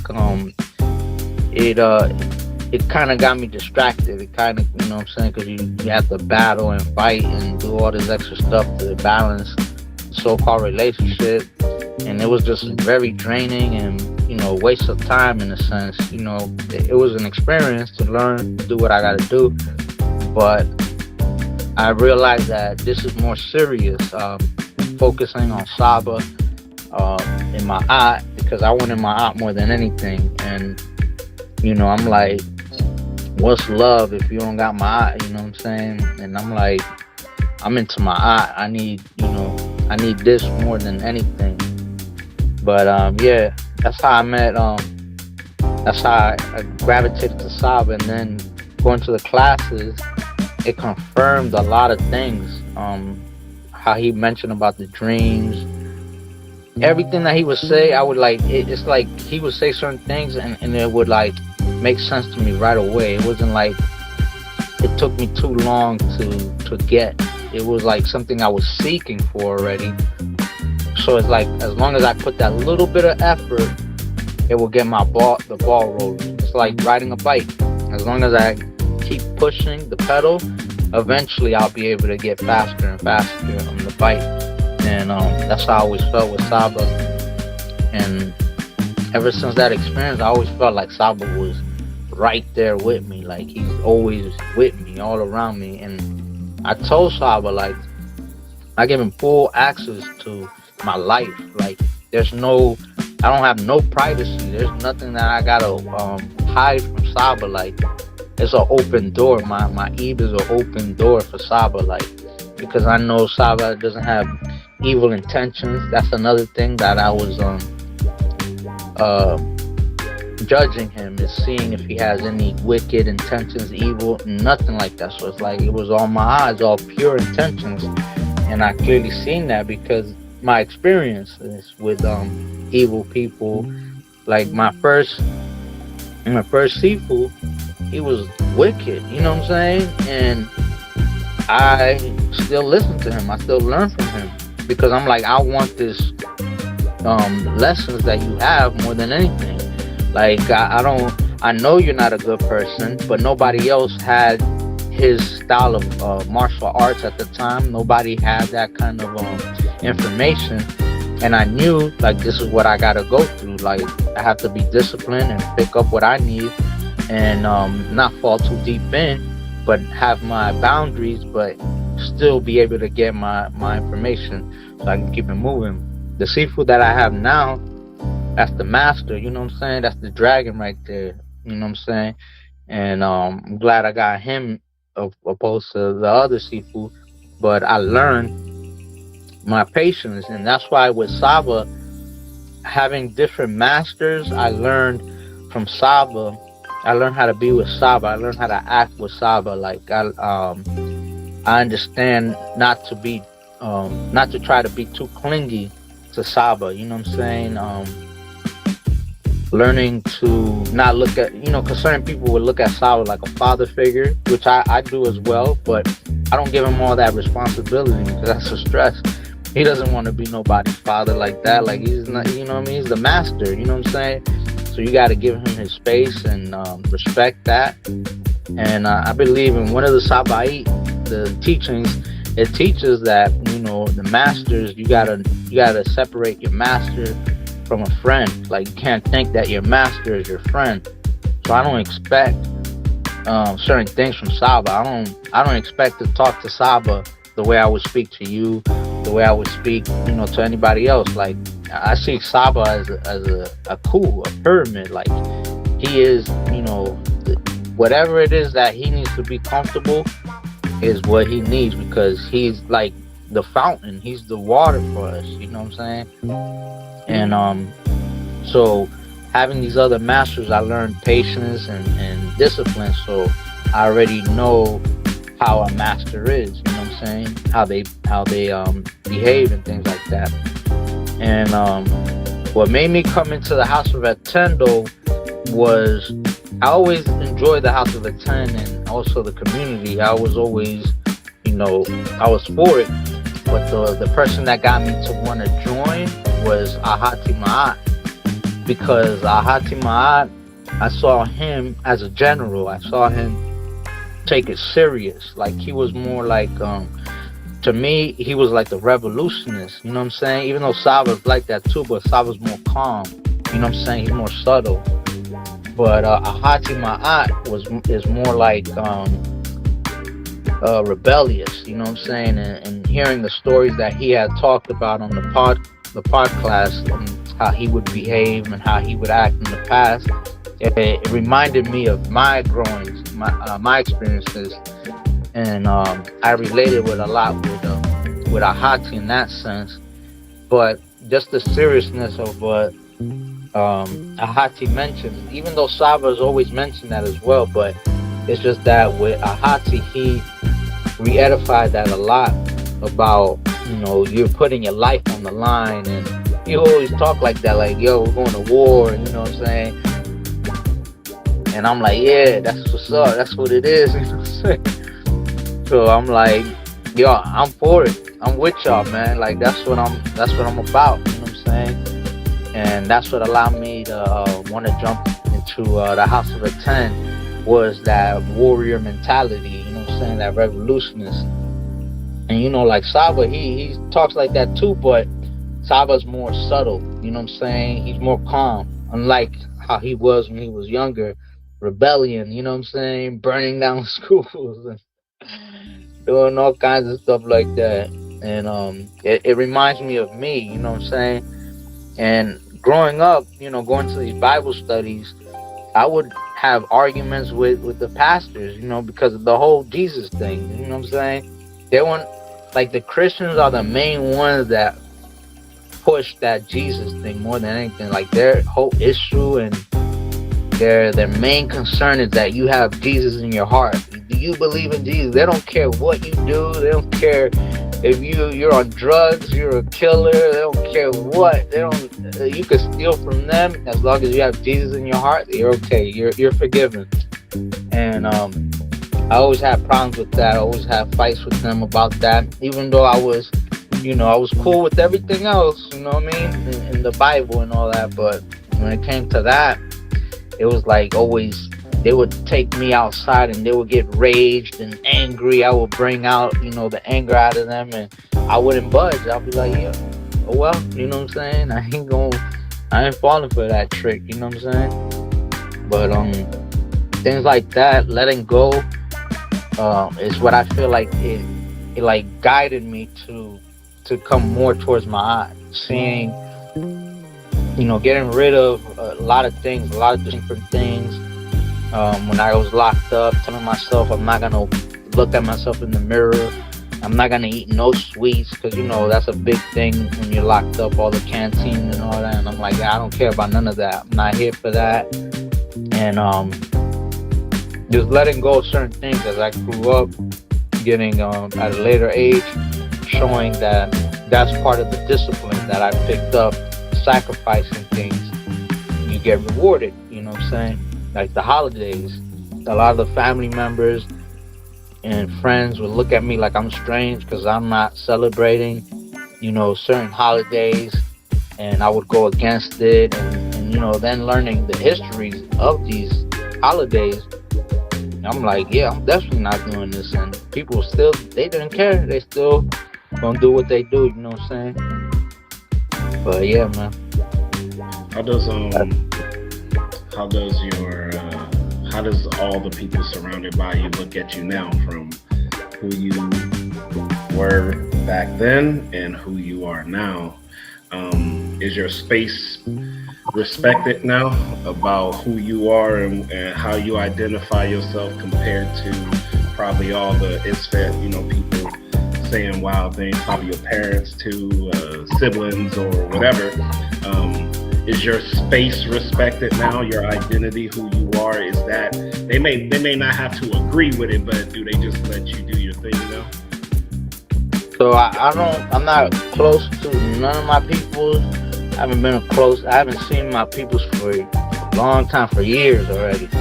And so when I was around them, I was always the rebel. Like, always, I would, like how Saba is, you know what I'm saying?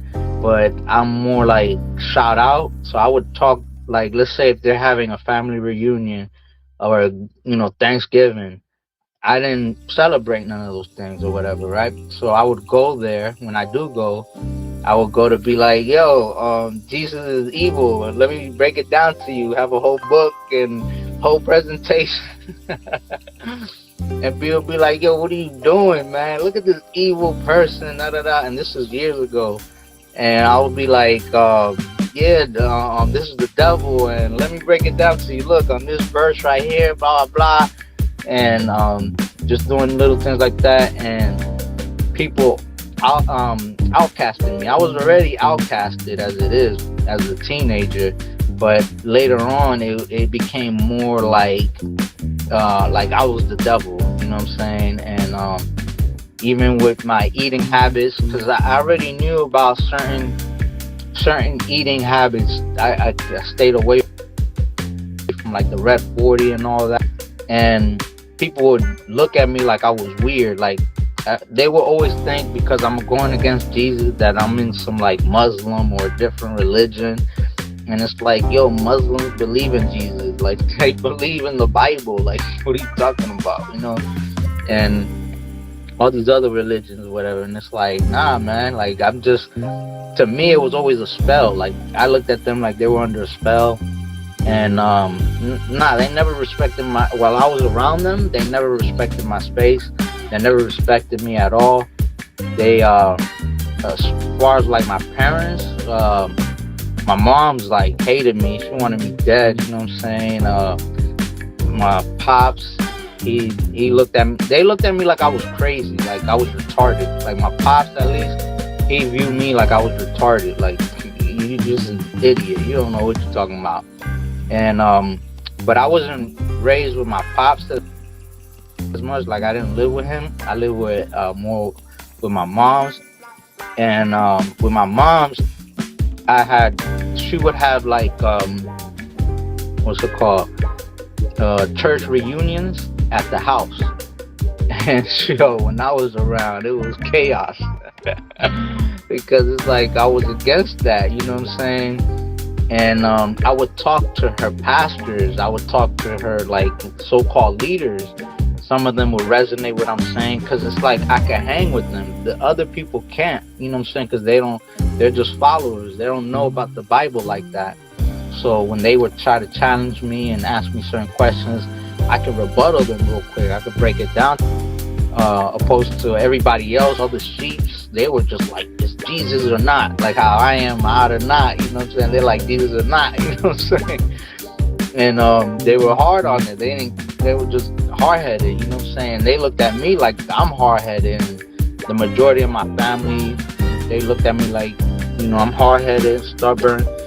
So when I had like bad experiences with dealing with the police and things like that, or work situations, they look at it like, oh, you're going through all this because you're cursed, because you don't believe in Jesus. That's why, you know what I'm saying? Blah, blah, blah. Like, they would look at, like I said, like evil people that, you know, they're known to do wicked stuff. They look at them as better than me, all because they believe in Jesus. And me, I don't believe in Jesus. I'm less than, you know what I'm saying? I'm less than a person, less than that. And I grew up like that, you know what I'm saying? With my parents, I didn't grow up with no love at all. I never heard them say I love you ever. Most of my family members. So it like, with love and all that, it was like something that I had to validate for myself and seek within myself. And it fortified me to not have to have no validation from outside source. That was all within. So I was comfortable with who I am, with the outside. And you know, you get love in the house and you go to war in the streets. I was at war at house and war in the streets. So I had war all around me, and just made me into a better character. It could have made me a real bad person, but you know, I was always in tune with my higher self, you know, which at the time I thought was God, which now I know is Natiru. And I was always seeking to be good. Intelligence to me meant to be good. So yeah, they didn't view me, they didn't have respect for me like that at all. Even with when it comes to food, I would teach them how to eat better and things, like look at me like I'm weird. In later years, they try to copy and mimic what I do without giving me the, you know, looking at me like I'm crazy or whatever. But a lot of my friends that I grew up with, close friends and relatives, most of them passed away. They're in the Netra Kirk, and those are a lot of the people that have what's it called? Like they have the proof of what I've been through, what I've done. They know, they've seen my progression, my elevation, because these are the people that I would speak upon. Like that, like my homeboy that taught me, that brought me into kung fu and martial arts. He seen my progression. I would bump heads a lot with him because he was deep into martial arts, but he was a Hebrew. He was into Israelites, but he also was a Christian. But he was very intelligent. You know what I'm saying? He was going to school to be a biochemist and everything, but he was into the streets as well. So um, a lot of my they seen how I was, like they being in the streets, I'm being in the streets, but I was always intelligent, wise enough to not, fall into any other categories. I had certain relatives that were on drugs, and I would hang out with them, and other people looking at me like, "Yo, why aren't you on drugs? Like, what makes you any different? Like, how are you, able to survive and get up out of this?" And it's like I was never into drugs, and even certain friends nowadays, they're strung up on drugs or locked up in prison or whatever, and it's like I didn't fall in those same categories, thank Natiru, but in all actuality, it was more like I was always wise enough not to fall that deep in, you know. But yeah, most people, there's no respect. There's no the respect that I get is like I have to get it. I have to fight for it. I can't just, hey, let me be at peace. Like for instance, when I would meditate, nowadays is the same way. But when I would meditate in the past, I try to do it like in front of people and things like that. If I would go to the beach and meditate, I would have people call the cops on me. You know what I'm saying? I'm meditating at the park, doing Tai Chi, Qigong. People thinking I'm doing voodoo or something like that. So a lot of times I have to go deep in the forest, and even then I get cops calls on me because of that, because they're just thinking I'm doing voodoo and things like that, and or plotting to do something crazy. And it's just a lot of issues that I gotta go through in order to practice what I want to practice. Like even coming outside in my front yard now, you got people staring at me just for me to come out, ground myself, just to be in the sun, to get raw, wake up. It is what it is. Like reading the Medu Netter, I just try to keep it more discreet, but I still do it what I do. You know what I'm saying? I go to the beach, I read the Medu Netter out loud. I go to certain places, but I try to do it more in discreet areas and not be too much shot out, because I don't want that attention. I don't want the police on me. They're always messing with me, and police can make up anything. You know what I'm saying?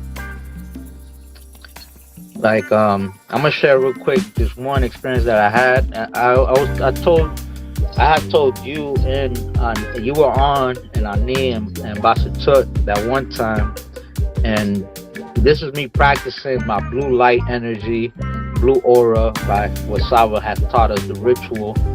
And I went to the store. I see my niece. I was like, oh, happy to see her. And then I go into the store, and I was meditating, envisioning the blue aura on me throughout the day, and I was feeling happy, good in my eye. So it's like nobody could say I had negative thoughts in my mind or anything like that in my eye. And then the officer came in looking to mess with somebody, and so-called was looking for a suspect, a black individual looking suspicious or whatever.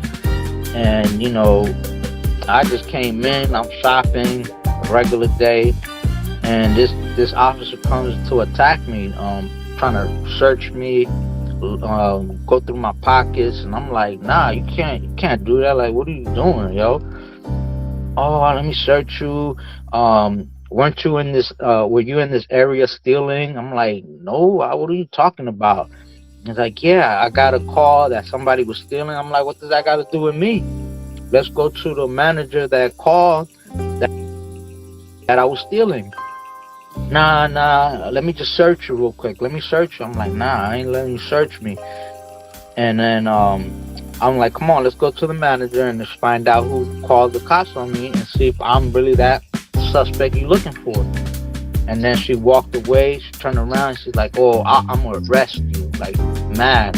And the way she came at me was like she was trying to eat me. She looked like to me like a reptilian, like a monster that wanted to just eat me. Like, yo, what was the point of that? So I went to go look for somebody to find out what was going on, because that was strange.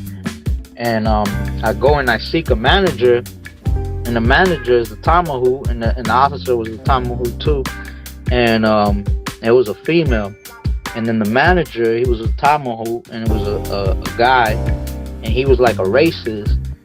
And I'm telling him what's going on, and he's like, "I don't care." Like, he's like shrugging his shoulder, like he doesn't care what's going on, even though I'm being threatened, and I'm, like I feel like I'm in danger. You know what I'm saying? And he's like, the cops can do whatever they want. And knowing well that if it was another customer, they wouldn't allow their customer to feel uncomfortable. You know what I'm saying? Like, they would have got to the bottom of it. Oh, okay. You know what I'm saying? But with me, they're like, "Yo, get out of here, man." You know what I'm saying? Rest.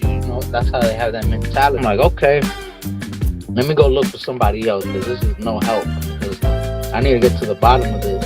Because when I looked outside while I was talking to him, I looked outside the window, and I see a whole bunch of cops with the cops lights on. And I'm like, oh man, this is gonna be just something big. This is something like, this is out of this world, yo. Like, what's going on? Like, nah, I need somebody to at least hear my side of the story before something happens, before I die. You know what I'm saying? Because I'm like, I got this blue light around me, and like I said, Saba taught us that a healer is always at war. A real healer is always fighting. You're always fighting. That blue light is healing, and you're always fighting. That's the healing energy. And fighting is like fighting a disease or a cancer. It's gonna try to fight against you to take over, while the healer has to fight against that parasite or cancer or disease. So I go and I seek somebody, and this person was another employee there, and he hears me out. He was a Tamahu, and he heard me out, and he was cool with it. He was like, he felt me. He felt like I was telling the truth, and I just needed help. He could tell that I was concerned. And while I was talking to him, that officer lady, she passed by again, and I'm like, there she goes right there. So he knows that I'm not crazy and I'm not making it up. And I told him, like, she's saying I'm stealing, and I'm not stealing. Like, she's coming to harass me, and I'm just concerned that this might escalate to something else. And then he's like, all right, let's go talk to the manager. And I didn't know that at the time that other guy that I spoke to was the manager. So we're going back to the office to speak. I think they had like 2 managers, so I was going to be able to speak to another manager. And as I'm walking, she's walking by, and she sees that I'm going with this guy to the office, and she walks ahead of us, and then she turns back around, and then she charges right at me. And she's like, "Oh, let me search you. You're stealing. Making a scene, talking loud, trying to make me seem like I did something wrong, you know what I'm saying, to everybody else, to justify what she's about to do." And then I'm like, "Yo, you can't search me. What are you doing? What's going on? Blah, blah." And then she literally just attacked me. And, I can't resist. I can't fight back, because then that's when the charges come up, you know what I'm saying? And she, like, literally tried to drop me to the ground. So I had to, like, carefully bring myself down, you know what I'm saying? Even though she still dropped me as I was down, she dropped me on my left hand or whatever, my left arm, and I can't resist. I can't do nothing. And she's just screaming out loud, like making it a big show, trying to justify what she's doing to me. And then she's attacking me. She's like, you're stealing, blah, blah, blah. Cuss me. She has me on the ground. She's telling me, get on the ground, blah, blah, on top of me already. And then that one manager who didn't want to help me, now he comes along and he's telling me what to do. Now he's trying to help the officer. He's like, why don't you get on the ground? I'm like, I am on the ground. And I'm like, I spoke to you about this. This is what I was trying to avoid I was trying to get your help, and look what's going on right now. And he's like, you didn't talk to me. I don't know what you're talking about. You know what I'm saying? I'm like, what? That's crazy. I'm like, yo, the camera's seen it all. Once the cameras pop up, they're gonna show everything that you did. You're gonna regret this. And he's like, hey, you should you need to listen to her and get on the ground. Like, I'm like, wow, man. But I'm there, she's searching me, violating me. I'm like, hey, you can't search me, da da da. And then more officers come in. They rush in right when that's all going on. They jumping on me, attacking me. Now it's a bunch of male, and they keep coming more and more. Like about 5 of them came in. And I'm like, yo, what's going on? And I'm thinking it's over. You know what I'm saying? I'm about to die right now. You know what I'm saying? We about to go all out. But I try to keep my composure. But still, I was reacting where I was like, making a scene myself, cussing at them and doing all that. But trying not to seem too violent either. You know what I'm saying? Because that's an excuse for them to react or whatever. And they were just claiming that I was stealing, blah, blah, and they were just all lies. And then that female officer, after she had me handcuffed, she runs off and she leaves. And then all these officers, they're all around. They have no idea what's going on. And they're just telling me, I'm going to jail, I'm going to prison, da, da, da. I'm like, yo, for what? Why? And they didn't let me get off handcuffs. They're telling me I'm going to jail. Then this other officer comes in. That was the 5th officer. He comes in and he's like, oh, is this the guy? Did you guys see him stealing? Is this the right guy? And everybody's like, nah, we didn't see him. We don't know him. And they're like, so what's going on? Like, why are you guys even messing with him? And they're like, well, we seen him on the ground by this officer, so we came to assist her. And he's like, but why you guys have him handcuffed? Oh, we don't know. And I'm like, yeah, so now you don't know, get me out of these handcuffs. And still wouldn't take me out of the handcuffs. And I'm telling him, like, you see, I'm innocent. And I don't got, there's nothing you guys are doing. Like, this girl's claiming that. And then the officer was like, all right, we're gonna get you out. We're gonna take the handcuffs off of you.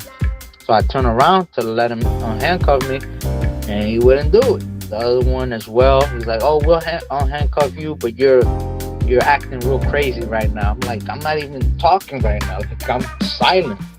And you're telling me, that I'm talking wild and all this and that. And it's like, I'm angry that I'm being treated like this, being put in this position, like, for no reason. Like, I'm shopping, and this is what's going on. And then one of the officers, he's seen that I have my shopping cart there.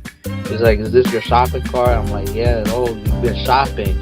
Oh, okay, so this is not the guy. And they still don't let me go. They're just trying to find something to try to lock me up for. And then this other officer comes, oh, you're going to jail because you're being loud, you're disturbing. So I just started getting louder and being more disrespectful and, just trying to make a scene, because it's like, man, you guys are taking me out. And meanwhile, while I'm on the floor handcuffed, they're allowing customers to walk right by me, like with almost about to step on my face type thing. You know what I'm saying? Like, it was so disrespectful, yo. Because normally when there's something like that going on, they make sure everybody backs away. That's the first thing they do. They don't want nobody to get involved. They don't want nobody to record cameras and nothing like that.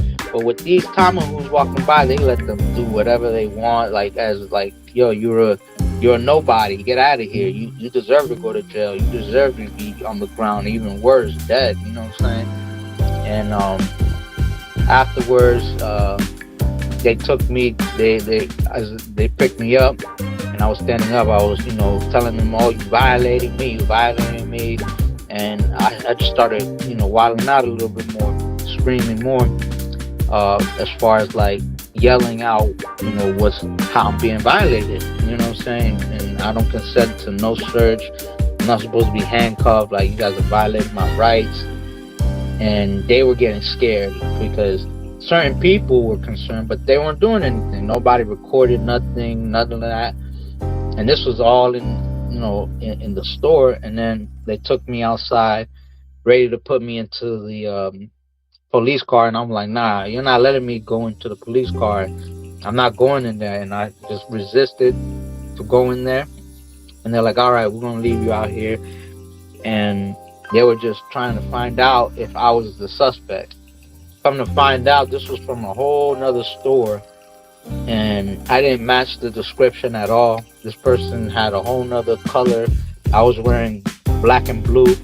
I had on what's it called, the Black Panther shirt on, and this person had a red shirt, tall, fat. You know what I'm saying? Completely different from me, and with a different hat, a whole different color scheme, you know what I'm saying? And they're like, yeah, this wasn't the guy, you know what I'm saying? And then they let me go. And I'm like, wow, man. So I went back to speak to the officer so I could get a report. Because I'm like, yo, me. When I went to walk up to them, they left like roaches. Like, it was just wild. But I'm just saying all that to say that the like of the spirituality, you know what I'm saying? Like, I can't even be at peace, like dealing with these, these pigs, these cops, when they see the light around you, because that's all I could picture. There was nothing that happened that I can match to that. This is a whole nother store. Like, what in this person's spirit made them come to another store to look for something that wasn't even there, that wasn't even me or at all, nothing at all, when I clearly remember going in there with this blue light, this blue energy, you know what I'm saying? And I, by my odd, I was protected that it didn't escalate and got worse. I didn't get killed, because they could have easily shot at me or something wild, because they can make up anything, you know what I'm saying? And that's how I felt it was going to go down. And luckily for me, it didn't go down like that. And I just say that to say that the more that I get in tune with this knowledge, with my eye, with the spirituality, it's getting worse. Like, it gets stronger, but I'm able to balance myself. I have to succumb the power now to veer off the issues, the problems. You know what I'm saying? So it's like my eye is not something that you think is gonna be peaches and cream, and it's a happy world and everything's supposed to be at peace. No, it's a war constantly, and depending on how you handle the situation, is how it's gonna move the right way. Like, you're always being tested.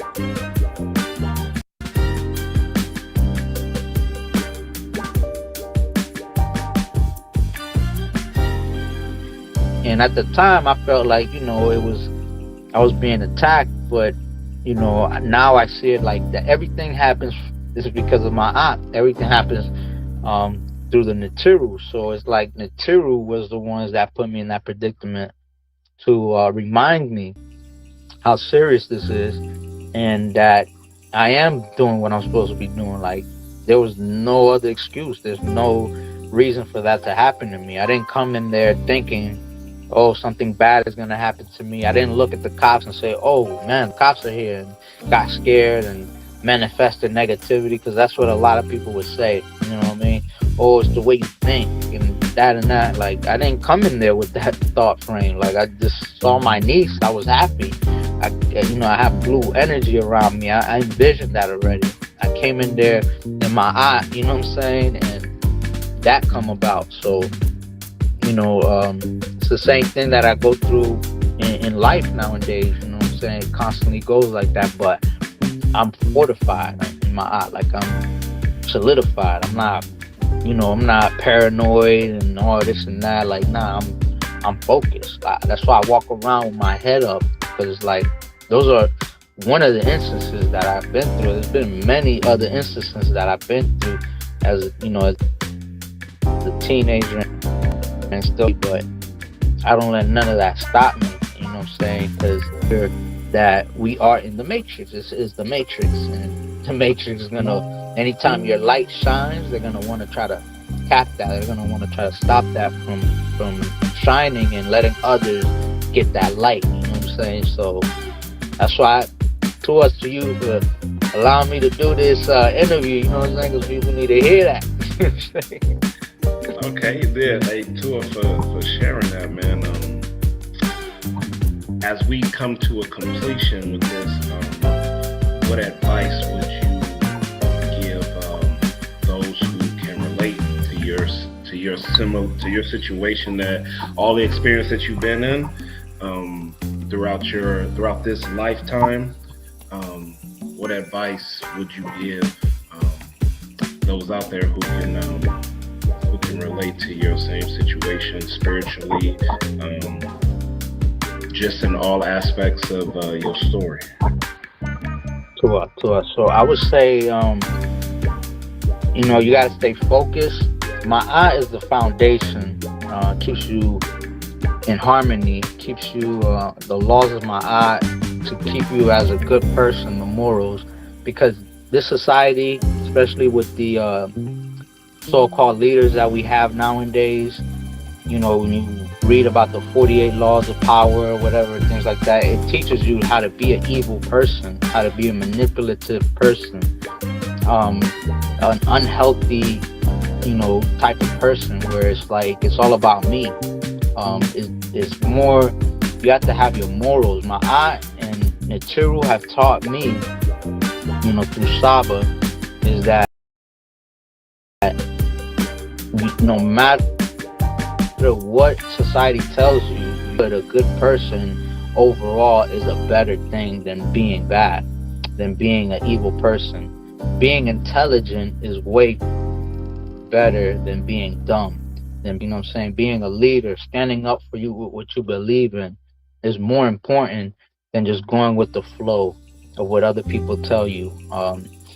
Seeing, when you have something to question everything, you know, find out the truth. You know, if you're rebellion, sometimes it's not that you're being bad. Sometimes you're rebellion because you're standing up for what you believe in.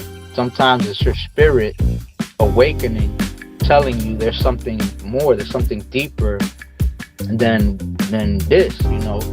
And I would say, to, you know, being healthy is important, you know, and a lot of people, you know, misjudge people for being healthy. Like, that's not it, you know. And it allows you to have a checkpoint for your mind, so you want to know who you are. That's the most important thing. Knowing who you are and what's your purpose in life is going to allow you to, you know, knowledge of self is going to allow you to not fall into any of these categories where you get tricked.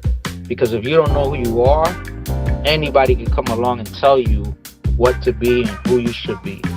And that's when you can hit the stage of crazy. You know, the stages of insanity is where people are in between two worlds of thinking they're someone that they're not, opposed to someone they are. So they're in disbalance. You have to come in harmony. So my best advice is, first, seek knowledge of self. Make sure you're healthy. Health doesn't just imply with your physical, as far as your, you know, your physique. It also has to do with your mental, your emotions, your spirit. You know, you have to believe in spirituality. You have to believe in a higher consciousness. There's no way that you could think that all that you see is all that it is, because there's no way that kind of force, the force around us, that you know, you can't. If you want to be a revolutionist and you want to change life, there's no way you could think you could do that just by being physical. There's no way. And in the dreams, it teaches us that. You have dreams for a reason. Your dreams teaches you that you are spiritual, because you're here in a physical world sleeping, but yet you're in a whole nother world when you fall asleep. Not everybody gets to have that experience. For those that do have that, you know, take heed, you know what I'm saying, and take advantage of what you have. You're special, you know know what I'm saying? Because not everybody can dream, and not everybody. I mean, most people dream, but they can't remember their dreams. And some people can't control their dreams. They can't manifest in their dreams. So you do have that gift. Use it for the good. Everything you do for good. If you can teach them to be good, you know what I'm saying? Question everything. Question, your traditions. Kemet is an intelligent, civilization. You know what I'm saying? Everything that they have is magnificent. And to think how they thought and how they live, you have to really question that. And don't get, don't get caught up by what other people tell you about Kemet. Look it up for yourself. Truthfully, come to the House of Atan, come to Saba. It's kind of hard for me to tell people an advice of my art, because there's so many different things out in my art where you can get lost. You might fall into somebody telling you my art's a principle. You know what I'm saying? And you're in that loop, in that world. And in reality, it's kind of hard for them to come to where Saba's at, come to this level, because it wasn't an easy journey. Everybody's journey is going to be different, but I would say it's just, try to clear yourself, like where you have a clear mind, where your intuition, we all have intuition, where your intuition is a little bit stronger, and you can know who to follow and know what to follow and know what to do, because not everybody's going to have Saba around. Not everybody's going to be able to have a Saba. So I would say the most important thing is to be healthy. You know what I'm saying? Healthy mind, healthy relationship, healthy communication. Learn how to speak to yourself and to others. You want to be intuitive as much as you can, because if you're in a deserted island, that's all you can use is your intuition. You can only use your intelligence. You know what I'm saying? You're gonna have to know what's right and what's wrong, what you can eat and what you can't eat. You know what I'm saying? What animals you're allowed to be next to you, and what animals not to allowed to be next to you. You know what I'm saying? Like, it's like dealing with a serpent, with a venomous serpent. You gotta learn how to behave with it, and what's the proper steps that you have to do to for you to be able to have it as your friend, as a pet. Because if not, it'll turn into a pet. You know what I'm saying? It'll attack you. So always stay focused on being good, no matter how hard life is. Material exists. My art is real, and that, like how people teach about the universe. If you do a little, trying to do a little, the universe will back up the rest, will fill up the rest of the cup for you. So it's like having a cup and just pouring as much as you can in it, the water of information, of goodness. The universe will fill the rest for you, which the universe is really my art, which is Nitiru. And that's how I would what I would advise people to do. What's up, great brother? Appreciate your wonderful Nefer time, NUK PU. Hey man, I'll let you close it out for us for the affirmation. Uncle Joshua Neb, two for you, Jeff, for allowing me to do this interview to inspire others. Like I said, it's gonna be mad Nefer. Uncle Joshua Neb, to you for that. Uncle Joshua Neb, Hotep Nu, to our great And brother. Hotep to Saba. Uncle Joshua Neb. Shout out to Hudi, I'm in Hotep Ra. Uncle Joshua Neb. Alright, on the count of Kemet. Ua Sen Kemet, which means 1, 2, 3. Ua Sen Kemet. Unki Emaat. Un en es. Nin tet aset Emaat. Min apapet Emaat. Her inui kayui. Per ikut. I live for Ma'at. I exist within her. I do not speak in the place of Ma'at. Every day I advance towards Ma'at. My being is surrounded in darkness. I come forth as conscious light.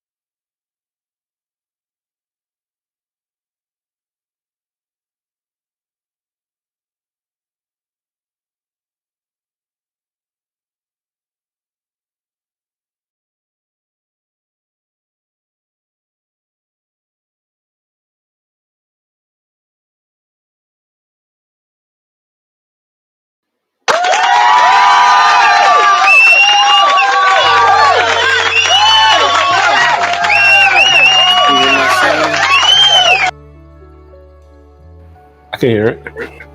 You can hear it? Yeah, I heard it. I don't know why I can't hear it, man. But Hotep, that was phenomenal, man. I love it, man. Great brother, NUK PU. Too out for sharing your Nefer Medu, great brother. I feel like it's great to see the evolution, great brother, and the different styles that you used when you were doing your presentations, to now go to doing straight interviews, very Nefer, and then to start out with the great NUK PU NUK PU. NUK PU, man, you're new to your journey, great brother. You're new to where you at right now. Explains a lot to for sharing. And you know, me and NUK PU in the same jurisdiction, so I'm very familiar with with some of the energy that you spoke about. Man, that was great, man. How was that experience for you, the Jed, for doing that, man? What made you pick NUK PU as your first interview? Hey, Hotep. Because to me, it's NUK PU's energy, man. You see, he's always number one in the chat, right? And Sure.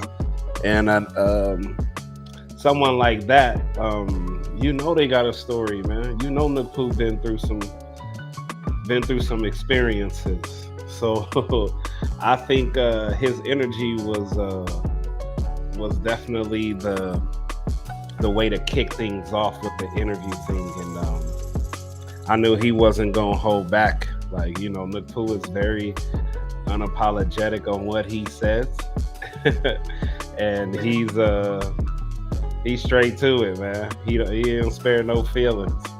So I knew that was gonna be a great way to start it off. So yeah, I'm definitely appreciative of him, and yeah, that was a Nefer experience, man. I enjoyed spending time with NUK PU. It helped me understand him more, and I was very grateful that he was able to share that experience, man. And that's who you got now, man. NUK PU. He gave you his story. That's who you see. You understand the man that's holding the chat down, man, keeping it going. That's a fact, man. And yeah, he's very, very candid, very Nefer, and very courageous too. Two out for that. Two out for sharing your Nefer Medu, NUK PU NUK PU. It'd be nice if you come to the panel and share with us, but I don't know if you're available. But yeah, that was great, man. Shout out to the great brother Robert Williams. I see you in the chat, great brother. Peace and love to the great sister Harass did. Yeah, this was great. This was fire, man. I look forward to the evolution, brother. And I like how, it was a nice change to go from, you sharing your journey to now sharing the journeys of other people. I like how you did that. I like the transition. Kind of like when I went from, I don't know what I was doing, to doing the readings.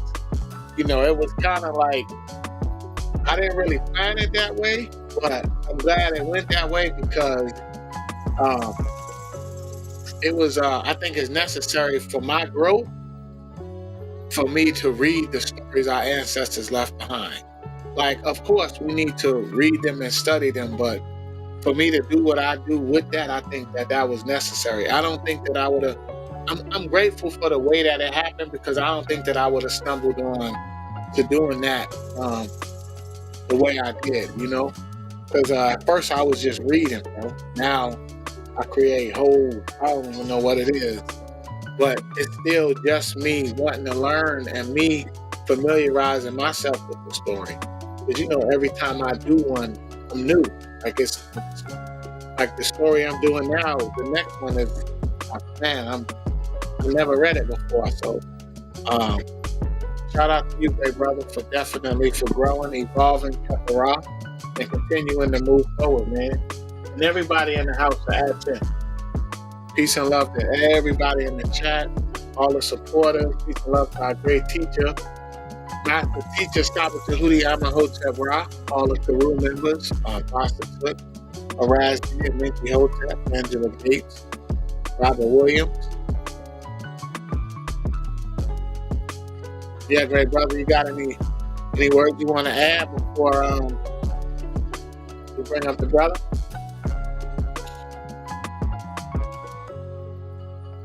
Yeah, that right there. Harass did what she said.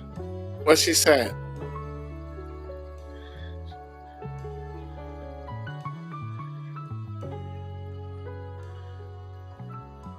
Are you next to Ted? I would love to hear your story. Ooh, yeah. Yeah, I'm in line. I'm in line, Harass. I don't know about next, but for sure. Yeah, are you next? Yeah. There you go. What's good, great brother?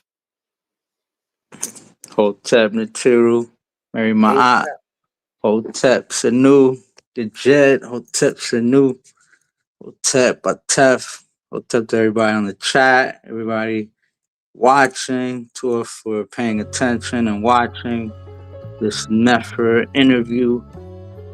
To us to the Jet once again for giving me the privilege, the opportunity, the honors to express myself, because that's the most important thing that was part of this Nefer interview, was to be able to express myself. It felt like a therapist, the Jed, the psychologist. As his new title, you heard. But yeah, this was a Nefer thing. To everybody watching, I appreciate that, and I'm glad that it could make certain people relate and comprehend where I'm coming from. Like Harass did, she was speaking upon certain things that she related to, that experiences that she went through as well. But yeah, it was an effort thing, man. I was expecting to see that one video though, the Jed. But yo, join the Patreon, man. Hopefully it's up there already. It's definitely wild. It'll give you a more clarification to understand that what I went through, to see it, the small experiences. I've had lots of experiences like that. It's just that one in particular I was able to have a recording of. A lot of times it's unseen, unheard. It's just a normal thing. It just happens. And I was fortunate enough to have it with the situation with these pigs. And it's something that we all go through, a lot of us, the youngins, and even adults. And it's unfortunate that we got to go through that, but it has to be known that not everybody that gets put in those positions are bad people or did anything wrong. It just goes to show you how this system is not properly set up. If anything, it's set, up, instead of set down. And yeah, to everybody enjoying it and showing their love and appreciation. And it's an effort thing, man. I just hope it inspires others to see that my art is something serious. It's not a joke. It's not for the weak. It's definitely not like, don't expect for you to be, like I mentioned, like, don't expect it to be all handy dandy. It ain't going to be easy. It's going to be rough. Because, when you are that light in this matrix, they're going to do whatever they can to stop you. And, that's another reason why I chose the title NUK PU NUK PU, is because I am who I am. No matter what others think of me or say about me, like, that's how you feel, that's what you say, oh well, I'm still gonna be me. I'm still gonna do what I do. Having the experiences with certain family members saying crazy things about me, or just strangers, you know, it's like I'm still gonna be who I am. I'm still focused. I'm still gonna move forward to being who I am. Nothing's gonna stop that. And it was an effort experience, man. Tua, I had Mr. The Hekau was real. Worked that Hekau on me, so that was an effort for sure. And yeah, I can't wait to hear other people's interview, man. This is one of many, you know what I'm saying? This is the Jez idea. I was honored to be the first one, you know what I mean? I'm definitely not the last one. So that was, I mean, I'm not the first one. The first one was the Jez himself with his with Gabby, you know, he'll do little clips here and there. So those are small little interviews. It's not as deep and intricate, but it was definitely an honorable thing. Can't wait to hear everybody else's stories, because it definitely it's a beneficial thing for everyone, especially for the ones expressing themselves. It assists us a lot. So Tua, the Jed, Tua, Tef for holding it down. I know it's a rough week. There's pollution in the air going on. But we Minipapet in my art. It's an effort thing, man. Uncle Jason and Tua. So Tap, yeah, definitely appreciate you, great brother. It's always once again, it's an honor to spend that time with you, great brother, and be able to listen to your journey, man. And I'm definitely grateful that you're a part of the House of Aten. And dua to you, great brother. It's always a pleasure. And yeah, man, yeah, it won't be the last one. We're gonna see who's next. We're gonna see you know what I mean, who wants to, you know, join the next one. So yeah, I'm excited for it. I love doing stuff like that, man. Everywhere I go throughout my whole life, it was always just, I don't know, conversations always got deep with a lot of people. They tell me their journey, and it was always good to like learn from and spend time with people. And that's how you know, it benefited me throughout my life, to where people's like, man, like, nah, he's cool, like, don't mess with him, like, he actually cares how your day is going, like, how you doing, like, you know, he talks to you like you exist, right? So it's not just one of those like, like, hey bro, like, get out of here, right? It's one of those like, yeah man, like, how are you? If you around me, I'm gonna always ask you how you doing, like, how's everything, like, everything cool with you, like, you know what I mean? Because we keep most of us keep a lot of things in, and people don't really know what one is going through. So it's good to just sit down, have a conversation, and see where, you know, one another can be better, and learn from a lot of things. So yeah, man, Tua for that, Tua for helping me, you know, bring this together, and dua to you, great brother, Uncle Justin. New York. Yeah, I think you brothers work good together too. I think that's like a dynamic duo. That was good. So yeah, hook up to you, great brother, for sharing with us, being vulnerable, and participating, you know, and coming along on this journey with us. We definitely appreciate you. You've always been you've been there since day one, great brother. So it's an honor to be on this journey with you. For sure. And yeah, peace and love to everybody in the chat. You wanna bring your brother up now to Jed? Yeah, we can do that.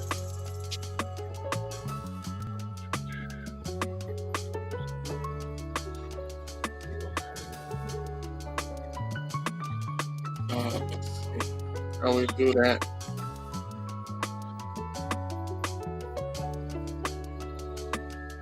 Well, we got What's up, man? I want to say this picture right here of a pet.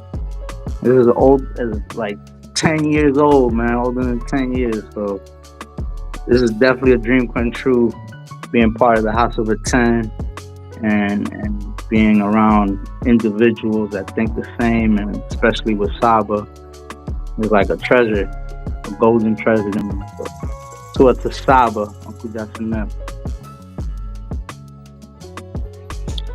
Yeah, do I? What he said? He said that wasn't a spirit to the neck, that was spirit to the skull.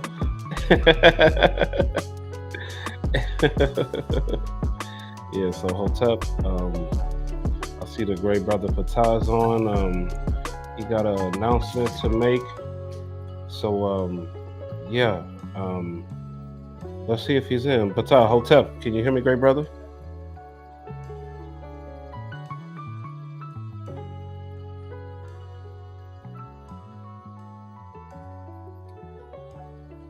Hotep, mic check. Can I be heard? Hotep, yes, sir. Hotep, great brother. Hotep Henu, Ma'a Karu. Great brothers, Uncle Justin Neb, and Tua. Hotep, great brother, Uncle Justin Neb. Uncle Justin Neb. So, and Henu to you, NUK PU. Tua for your interview. Great brother. Appreciate you sharing your story and allowing us to get to know you better. Truly appreciate that. Tua, New York.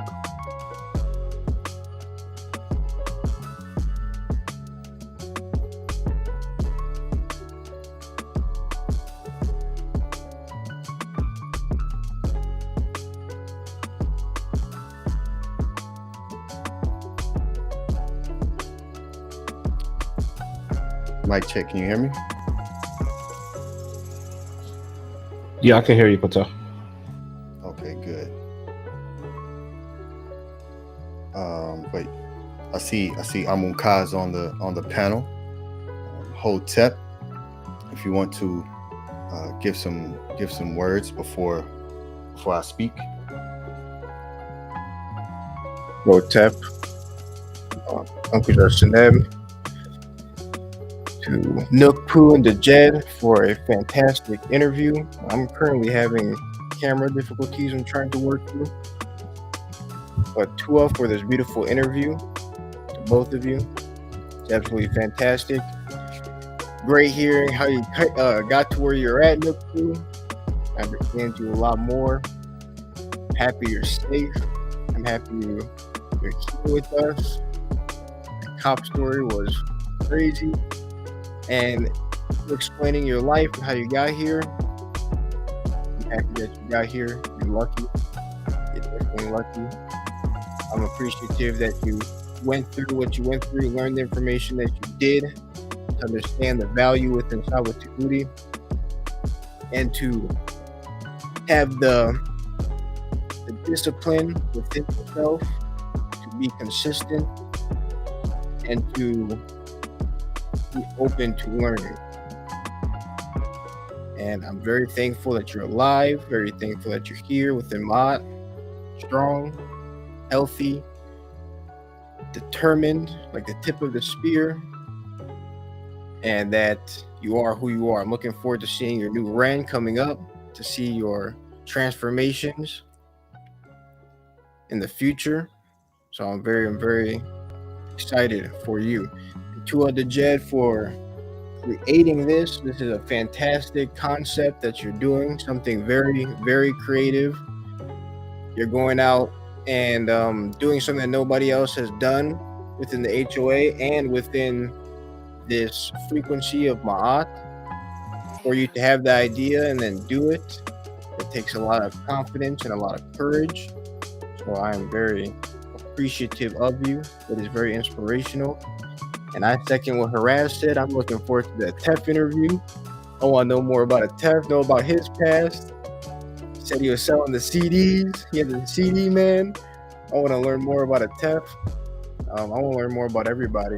So 2-0 for this, the Jed. It's really beautiful, and it's very beautiful segue. Very beautiful way to connect all of us together, to deepen our understanding, especially because we don't all live in the same place. We're not able to all talk to each other as frequently as we want in person and see each other's face. So for you to have these interviews, it really helps connect us in a way that wouldn't be possible if you weren't doing this. So to you all very much for doing this. Hotep Miri. In New York. What's up, great brother? Dua for those never words. Appreciate you, great Amun. Dua to you, great brother. Hotel. NUK and Hotep. Dua.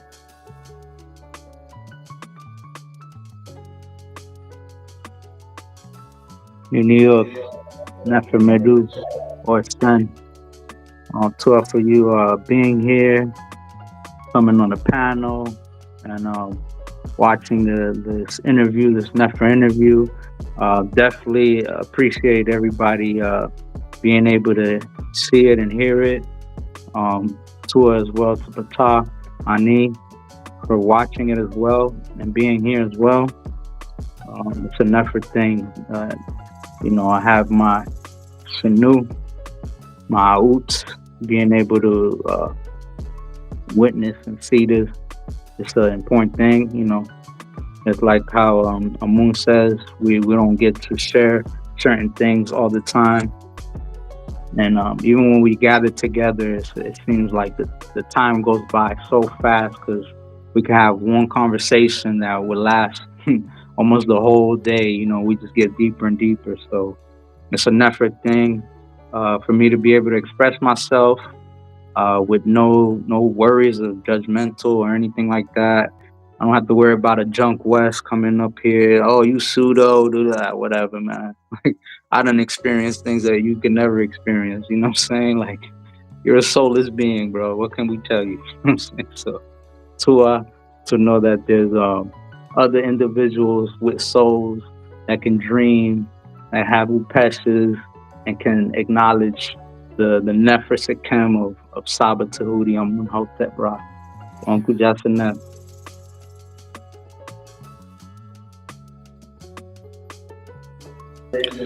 Tua, Uncle Jasanep. Dua. Great brother Patah, you there? Hotep.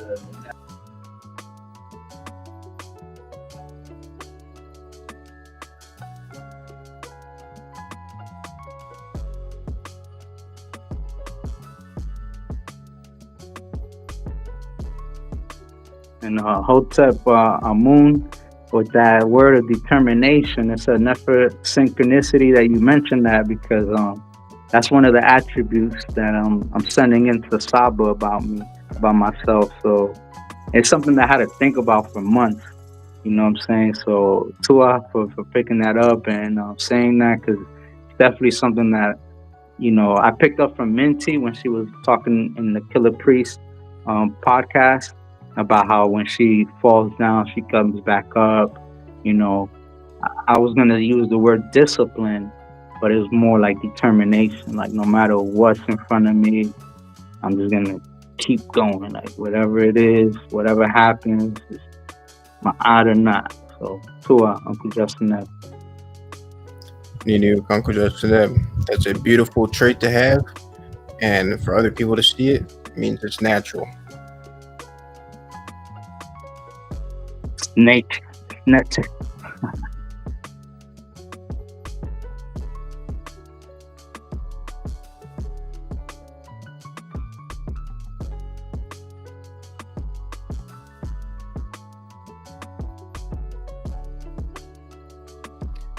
All right, Hotep Henu, peace and love. So let me turn this music off so that way I can speak.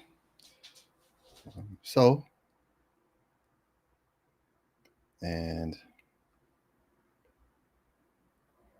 let me do this here. All right.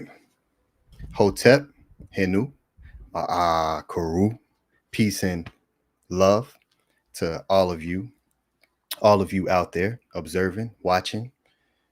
And it's a beautiful thing.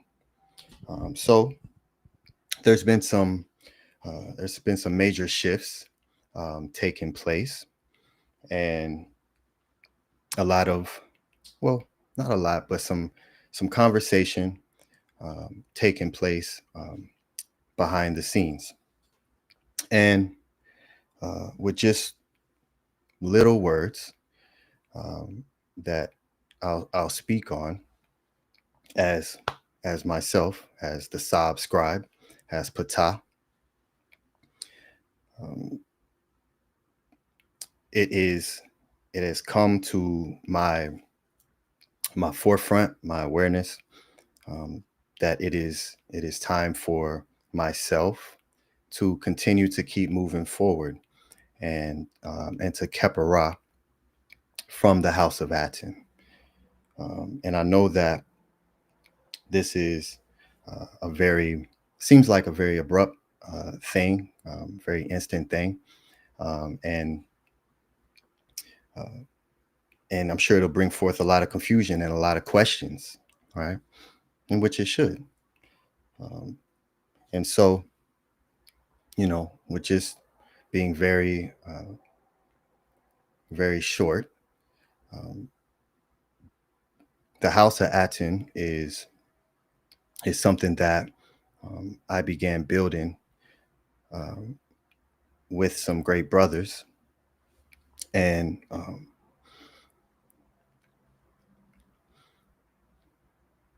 the outcome that I had set forward and the intention in which I started to build this, in which I know that none of you truly know um, what all I do, and how much I've actually invested and put into the construction of building a platform for the voices of the ancestors and the Netiru.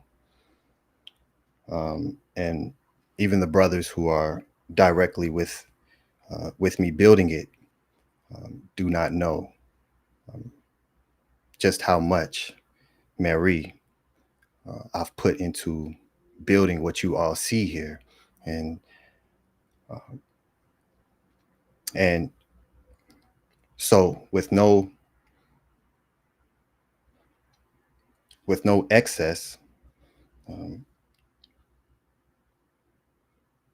I've come to the understanding within myself for my own continued Kepara, that it's in my best interest um, to continue to keep moving forward, and which I know is going to force everyone here to also grow in Kepara, right?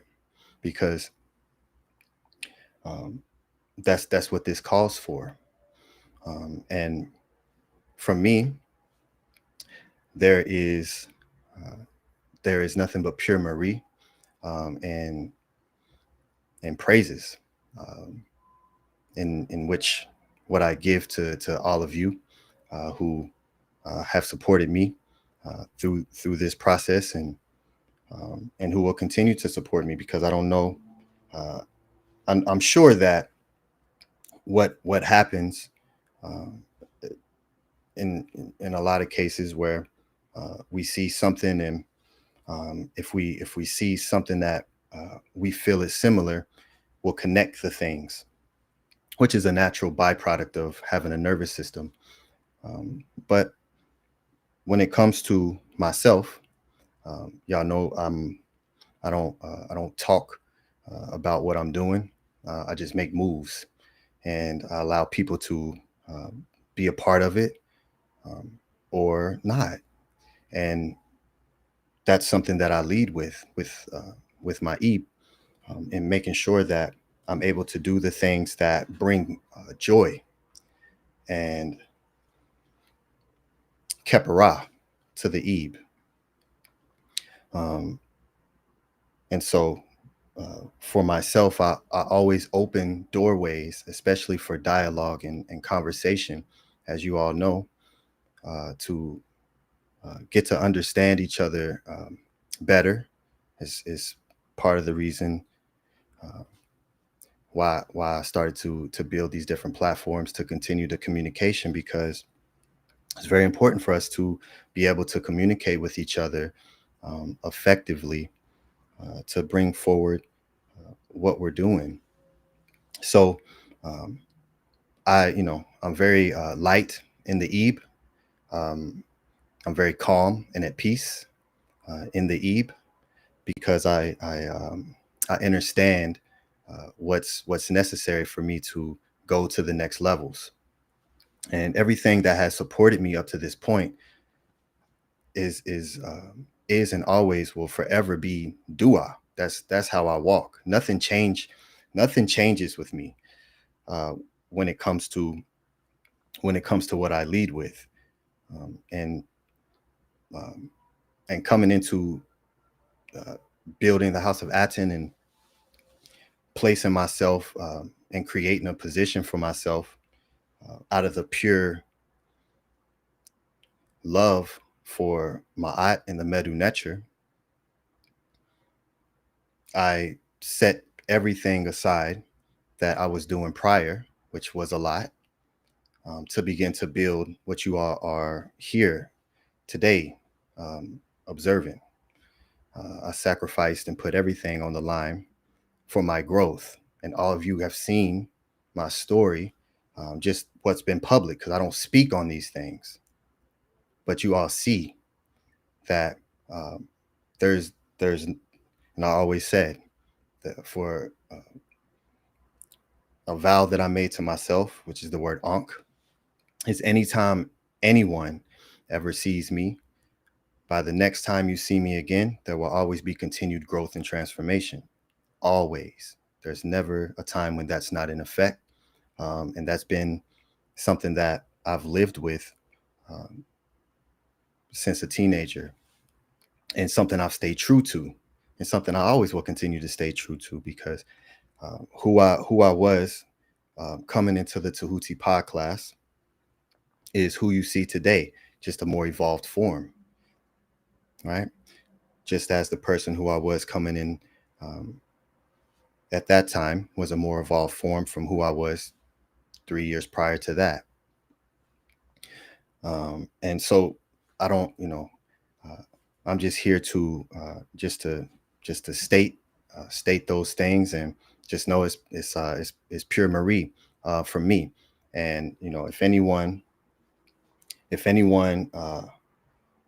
is able to send forward any form of less than positive frequency to me without directly speaking to me, there's always a mirror reflection that takes place. Always, everything is always at least a double. And so I'm public, right? I'm not going anywhere per se. I'm pretty much just around the corner. So I'm here. I'm accessible. I'm open for building and conversation with all of you and everyone, because that's what I'm here to do, is to build, and that'll continue. Um, you can't fake. Um, certain things certain things are just don't have to be said, and you just embody the thing, right? And the frequencies will always show forth and show through whenever you're choosing to listen with the Ebe, and not with the ears or with emotion, right? And just listen for the pure intention that's being sent through, and understand that again, anything uh, that you all feel towards me, in whatever way that may be, especially just from hearing something directly from me, and and just how this will shift and shake everything up, and everything will have to change. There will have to be a change, and the growth that everyone will have to begin to enact will have to be immediate, and or as much as you want it to, because that's what this is about, right? What do you want to bring forward? What do you want to do? What do you want to put your hands on? How much do you want to build? How much do you want to contribute to the construction of whatever we're trying to do in establishing a physical foundation which creates a a space of safety for you all to um, be who you are, right? Be uplifted, be supported in what it is that you want to do and what it is that you want to bring forward, and continue to be a great voice for the ancestors, for the Netiru. And so for me, as I continue to Kepara and teach you all what I do, because that's what I do, right? All my teachings are what I have found to be effective, that work in my Ankh for me. And I bring those things forward to you all because I want them to be effective for you. I want you all to be able to choose the life that you want to live and then walk into it, right? With no excuse, no reason as to why you cannot achieve that thing. That's why I teach what I teach, and I teach because it also helps me learn. So, as a Saba, as a student who provides doorways, automatically makes one a teacher. And so, it's a beautiful thing that I can stand here before you with that tone, and knowing that Saba Tahuti is the first person to begin to teach me what that means and what that looks like, right? What that sounds like and what that feels like. And that's why I directly was the first person since Saba Tahuti came out on the internet to get on a plane and place myself directly beside, because that's what I do. That's not new for me. I continuously have done that and will always do that because I understand that who you put yourself in the presence of will then begin to reflect on you, because those of us with a spine, a nervous system, and a brain, we have something called mirror neurons. So we all are a reflection of each other, and um, and with that, comes a lot of healing. There's a ton of healing that I need to do, and may that also push and motivate others to dig within themselves, and continue to ask the questions and ask the difficult questions, the challenging questions, um, that keep you moving forward. And so, um, again, any picture that's painted of me, um, outside of me, is just what that is.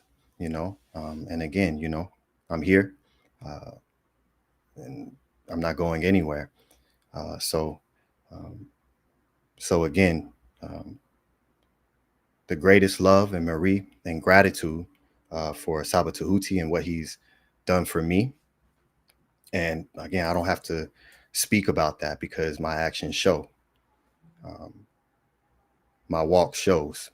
So, as I continue to traverse, and we see where this thing goes and what happens, I'm as I teach y'all, as I've spoken about, the to gain more control means that you have to learn to let go, and that's a trust process.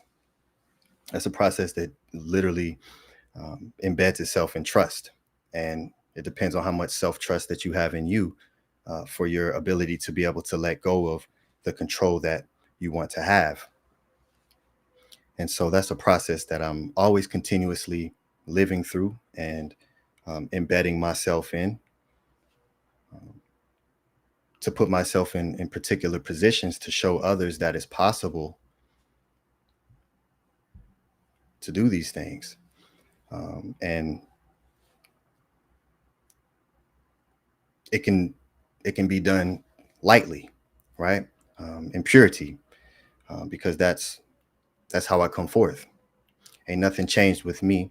And again, um, I already know. I already know how these type of things are, um, received, and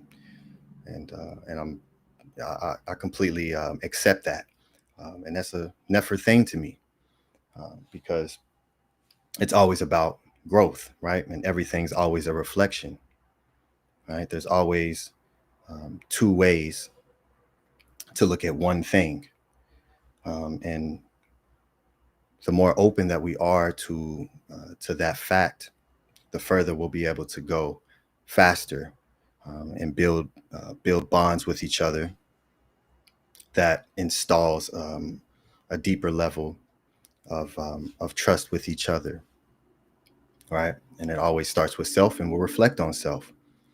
Um, so, so with that, I'll conclude and just give dua um, to Sabatuhuti, Uncle Jasaneb, to you for all that you've done and all that you continue to do. Again, I don't have to say too many words, because just go back to the very first pod class.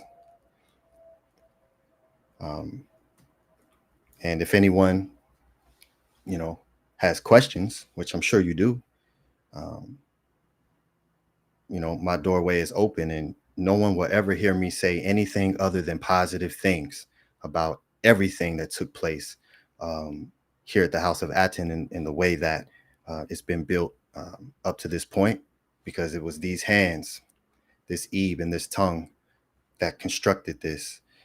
And so it will change. Everything will change. And for me, there will be nothing but Mary and positive tones spoken, because that's what resides within me, and that's what I choose to project outwards, is Mary and positivity, and optimism and joy and happiness and safety. So, Uncle Jasanep, the Jet Uas, to all of you, and y'all have my links. I'm not going in no shadows. I'm not disappearing. Y'all will see more of me than ever. So just tua for those who have built some form of bond and relationship with me throughout these years, and for those of you who I've had direct personal conversations with, and take that, for what it actually is, and be open for new realities, for new possibilities, and new routes in which to get to the same result, to get to the same outcome. All right. And so I'll conclude with some words from the great Ptah, and allow the great brothers to close this out.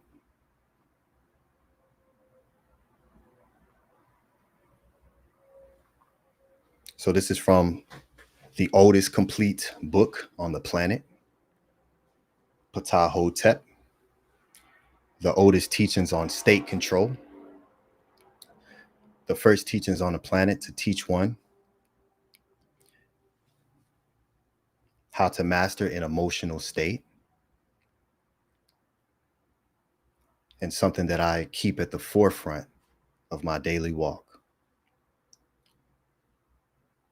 Do not be haughty because of your knowledge, but take counsel with the unlearned man as well as with the learned. For no one has ever attained perfection of competence, and there is no craftsman who has acquired full mastery. If you are a ruler responsible for the concerns of the populace, search for every opportunity to do good, so that there may be no shortcoming in your actions. Great is Ma'at, and its foundation is firmly established.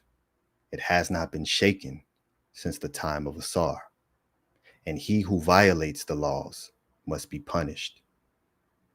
In the eyes of the covetous man, it goes unnoticed, that wealth can be lost through dishonesty, and that wrongdoing does not result in success. He says, I will procure wealth for myself.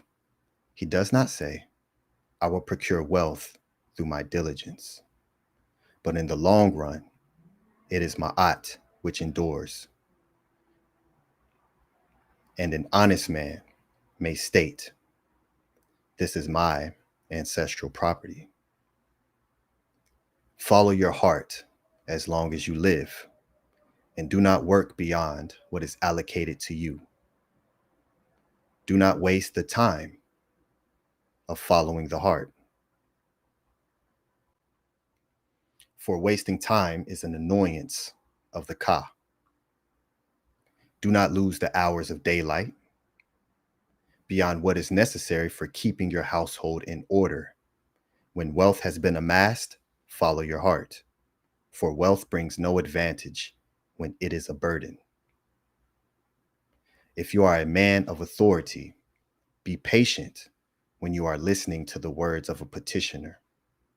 Do not dismiss him until he has completely unburdened himself of what he had planned to say to you. A man who has been wronged desires to express his frustrations, even more than the accomplishment of the justice for which he came. But concerning him who dismisses petitions, men say, why ever did he reject it? Not everything about which he has petitioned will be done, but a sympathetic hearing is a means of calming the heart. Observe the truth. Do not surpass it. Although one should not repeat an angry speech. Do not speak against any person, be he great or small, for this serves only to arouse the temper, which literally is an abomination to the ka.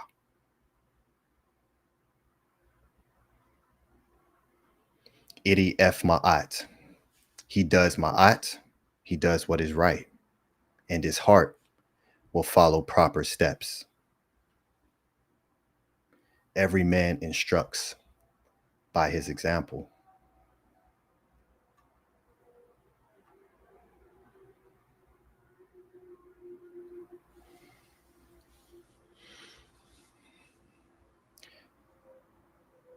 And so with that, I'll leave you all with some tones.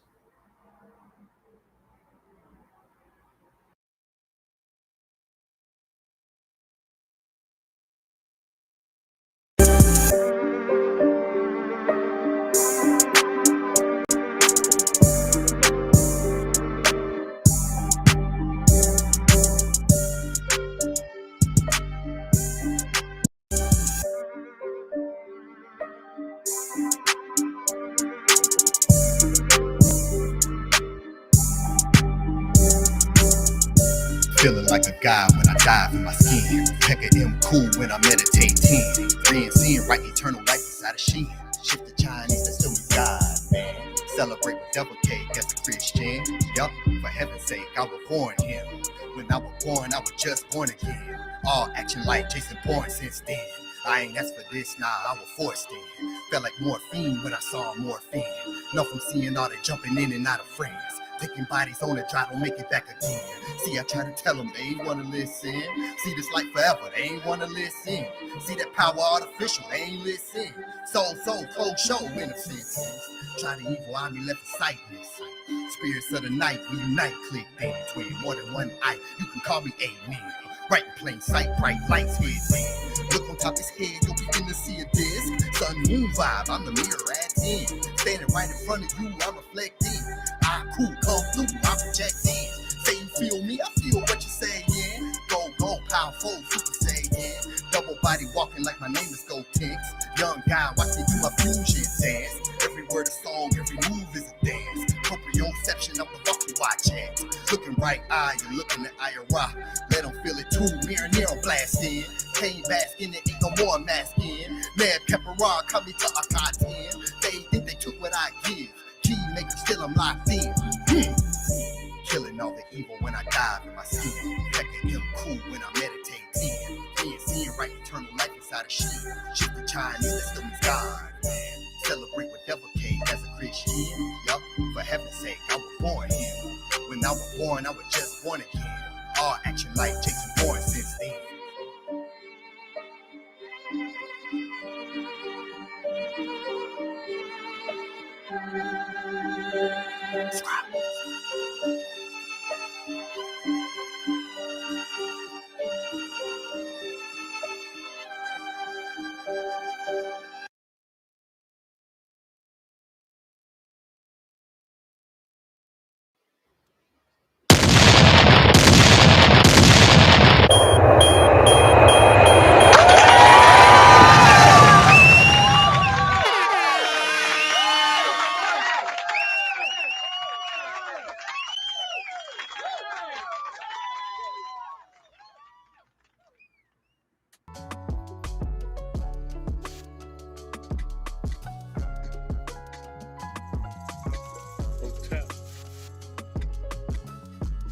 Peace and love to for your Madu, to our great brother. And the Jed, you there, great brother? You got any closeout?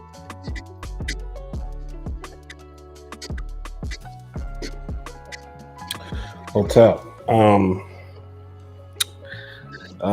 Yeah, man. I mean, there's a few people in the chat who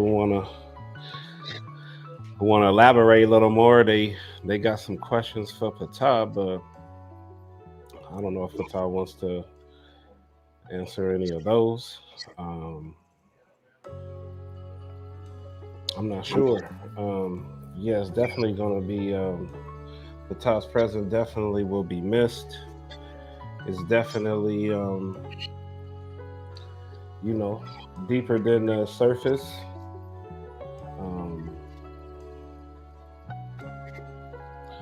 But for me, I just got to keep moving forward. I got to keep making it. I got to keep doing what I do, and let the Natiru trust his process. There's definitely a lot of things to discuss. I'm sure everybody has their questions, and yeah, kind of lost for words on that. So yeah, what about you, Tef? What you got, man? I don't got no words, great brother. I'm grateful. I already said what needs to be said, and I just gotta keep moving forward. Like I said, you gotta put the boat in the water where you at. Definitely, the brother is definitely gonna be missed for sure. And I don't know. I need you taking questions, good brother.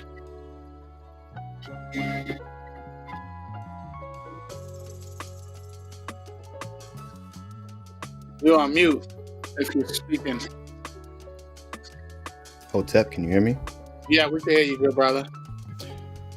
Okay. Well, it just depends on the question. I'm not really here to answer questions, but just depending on what the question is.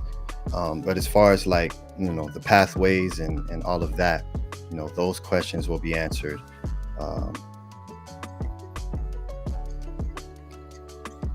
within hopefully this week or the week after.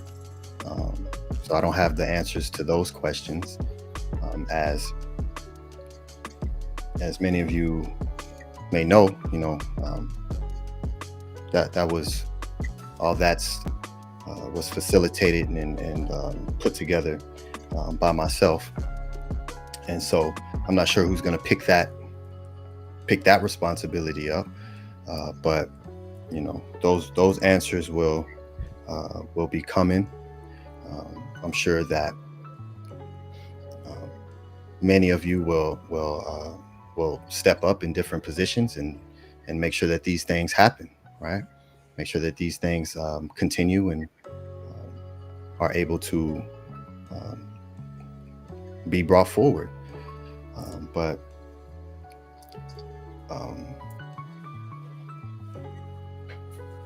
if and again, I ain't been looking at the chat because I already know how people will receive, and that's okay with me. I'm perfectly fine with that, as you brothers know. And anybody with an open ear to listen, or who wants to,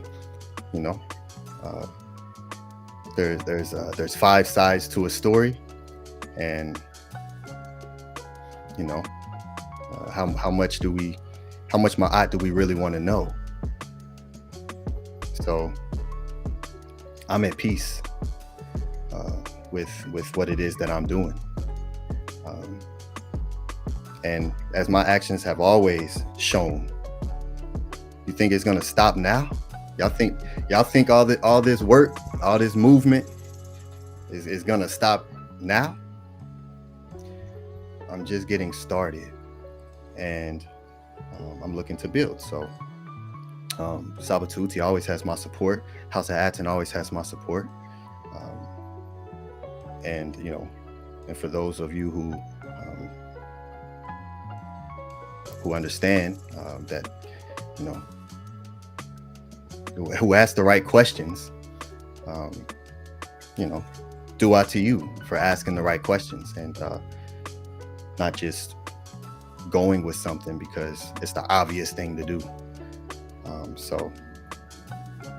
But yeah, great brothers, I'll allow you all to conclude this. And great Dejet, I want to give you Duan Hinu, great brother, for this, and allowing the great NUK PU to bring forward his story, because it is a very important story for us to hear things like that, because when we hear experiences like that, we know that it can become possible for ourselves, right? Whatever the limiting belief is in someone that what NUK PU spoke about, that didn't know that was an actual reality that could be created, now have that vision for themselves to enact that. So do our great brother for being the doorway for that, and of course NUK PU Tua for being who you are, and may you continue to walk within the great protection of the Netiru as you continue to do what you do, great brother. So Tua and Hotep to you, and of course Amonka Hotep to you, great brother, and yeah, all the success. Like I said, y'all won't see me as much as a forefront, but I'm still here. I'm still watching. I'm still listening very closely. So I'm very excited to see the Kepara that comes from you all and from you, Amu. So Tua for all the transformation that you take place within yourself to allow yourself to become who you want to be, and of course to your great Himet, Amunet, and yeah, Tefrim Kema'at, my great brother, who this brother has been there from the very beginning in all of everything. So he has the greatest eyewitness of everything when it comes to me, right? And what type of work has been put in. No one knows, because I don't talk about it. I just do the thing. So Hinu to you, Atef, for your observation and for all that you have done to assist in the building of the House of Aten up to this point with me, great brother, and yeah, Ma'at continues. And again, I'm come holler at me, come talk to me, if anybody has any questions on that, you know, I'm open to the discussion and dialogue with anybody. If anyone wants to question, anybody read that papyrus that I brought forward for everyone to read, with the scribe Heru, right? But yeah, I'm open, and yeah, Abu, as I continue to Peka Mku. Just know that Ma'at comes in various different ways, man. We did so many different things in so many different ways. There's not just one way to do a thing. There's multiple ways, and that's why I love Ma'at. That's why I love the scribes, because they were artists and creators and cultivators. So let's be open for what the future holds. Right? Our first instinct is always to like throw some isfet and throw some anger, throw some, and that's okay. That's okay if that's comfortable for you in your body, but that's not comfortable for me in my body. So I don't feel those frequencies, and so, I do a particular thing to make sure that my ka continues to be pleased, right? And so I'm just very thankful and very grateful.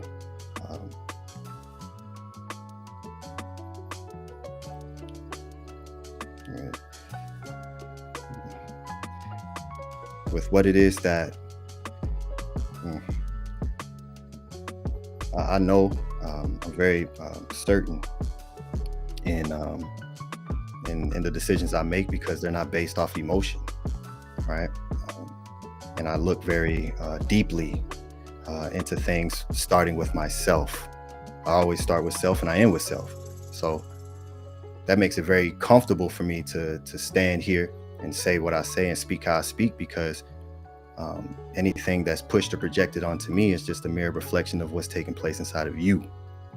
So that makes me very comfortable knowing that the scribes of Ma'at taught that in the deepest ways. And I'm very thankful for everyone who just has appreciated me and what all I've done, because that goes a very long way, right? Making sure that the ones who are putting in the work feel appreciated for the work that they're putting in, so that they can continue to move at that level and at that rate that makes sense.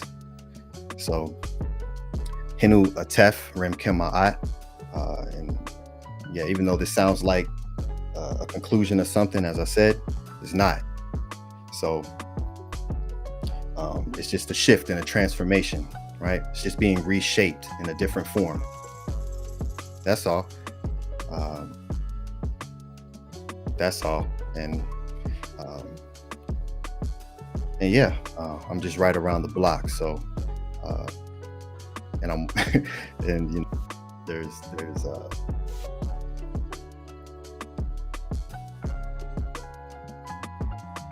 just watch and see,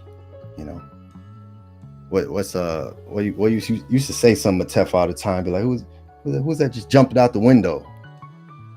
Ooh. You're on mute. Well, when I say they jumped out the window with it? Yeah. Yeah. So it just take the information and just jump out the window. Yeah. But that's a normal thing. That's what most people do, especially in these type of environments where it's just a change. That's all it is. It's just a change of scenery, environment, and upgrade of everything else, because that's what has to happen, right? And as I said, my journey is to become the greatest healer I can be by healing myself, so I can facilitate and walk others through those processes effectively, and give people a space to safely come and grow. And whoever doesn't like that, then Again, the finger of Tahuti is always pointed internally, right? So yeah, Hinu, great brothers. Yeah, I'm looking forward to what's next, and just to bring some necessary frequencies to cultivate transformation in different ways. So these great brothers have seen some of the work that that I'm doing, and this is just the beginning. So there's just certain things I have to do to make sure that I can become who I need to become, so I can do what it is that I want to do. It's that simple.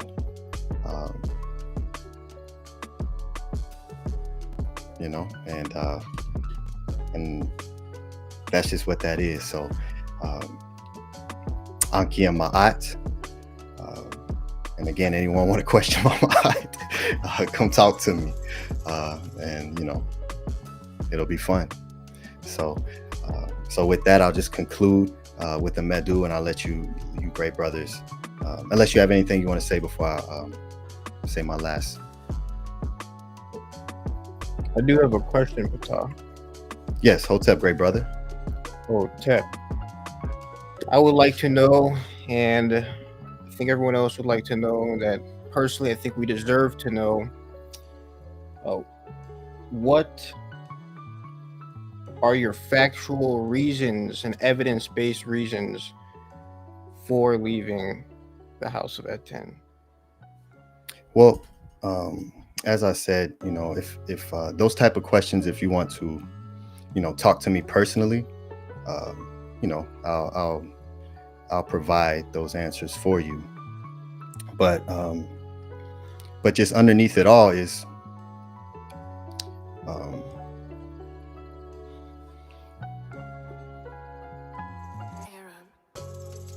yeah, I'll just leave it there because,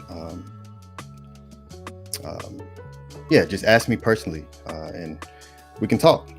So, as I said, I'm here. I'm not going nowhere. I'm not hiding. Very public and open.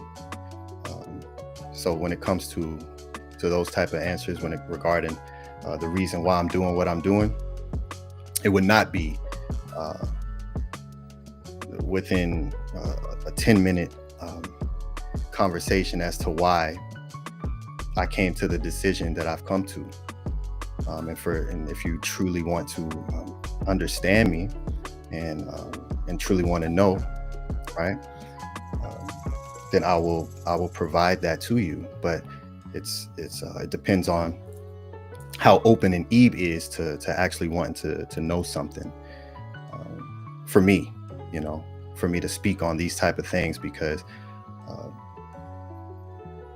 I only have positive things to say regarding Saba Tahuti, the pod class, and the House of Aten. Everyone will only hear me say positive things on any public platform regarding this. And so I like to leave it there. But you have my number, great brother.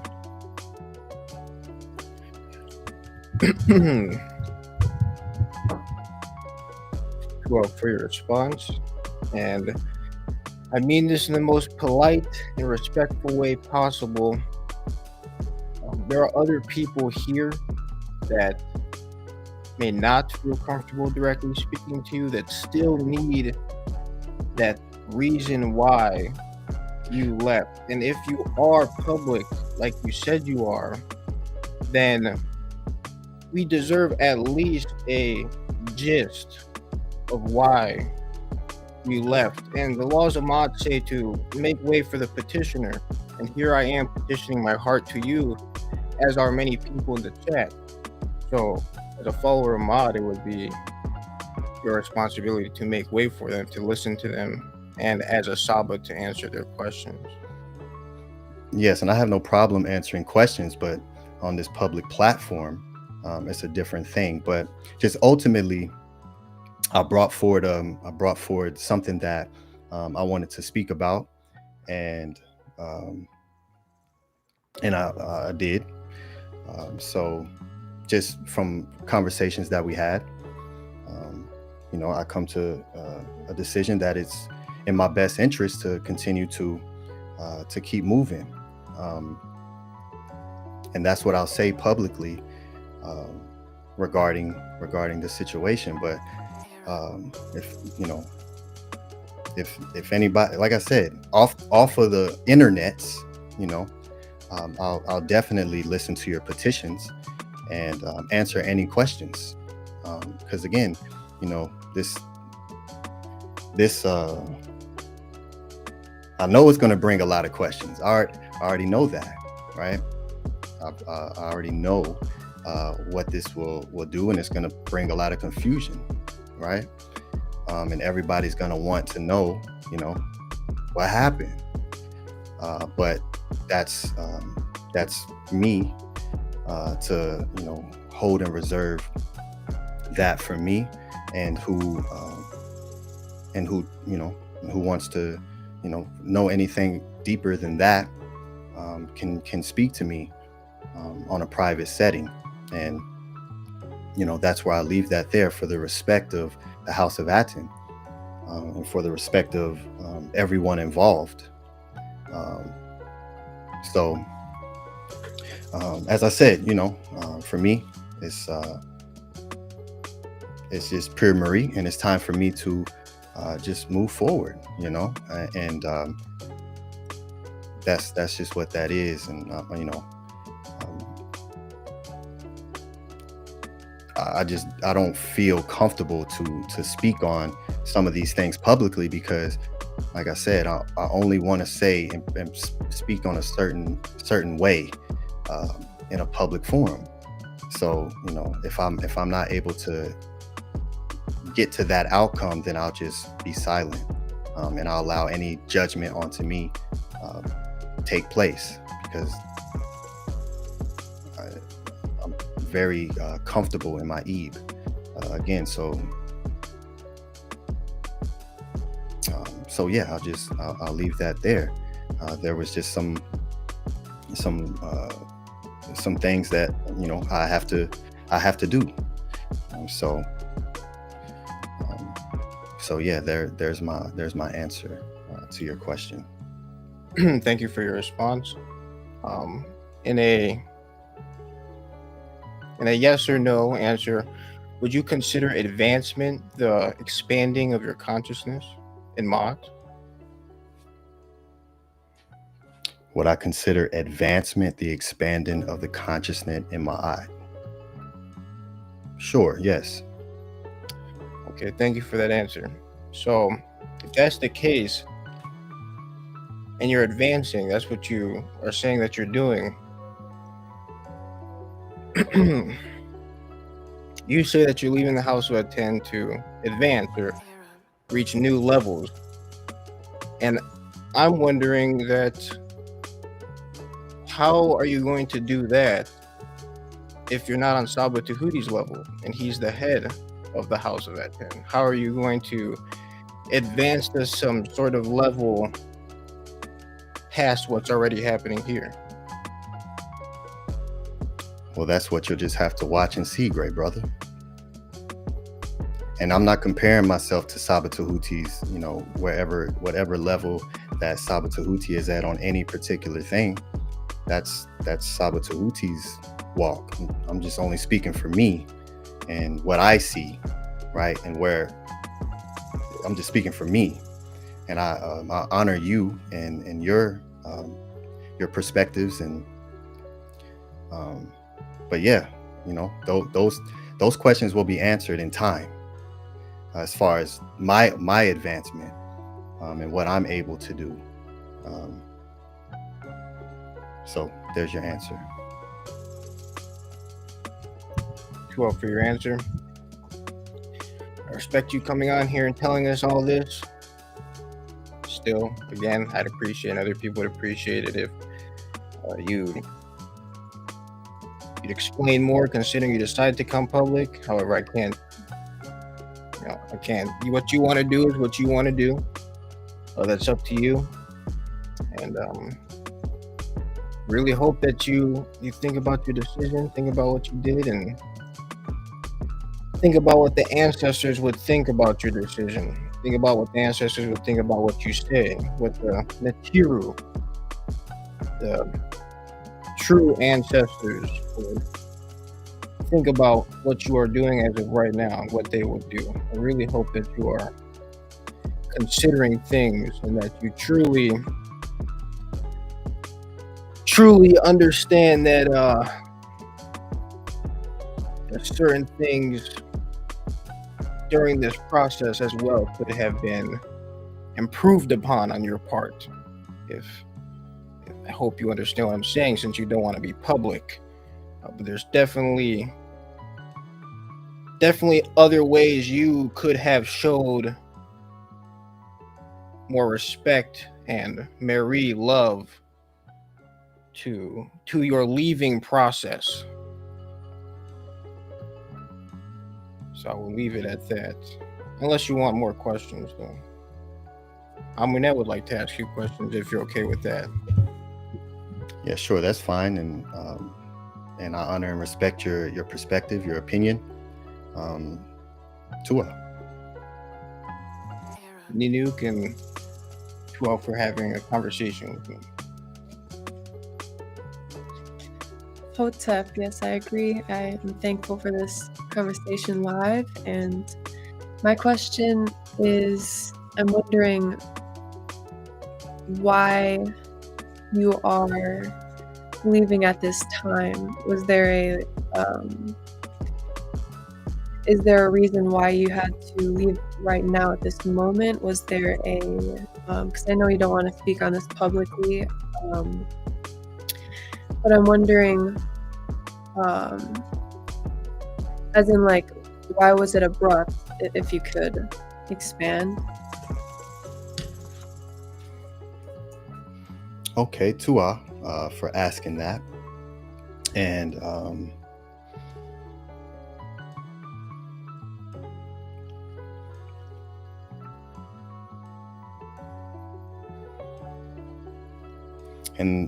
the reason why I'm moving the way that I move,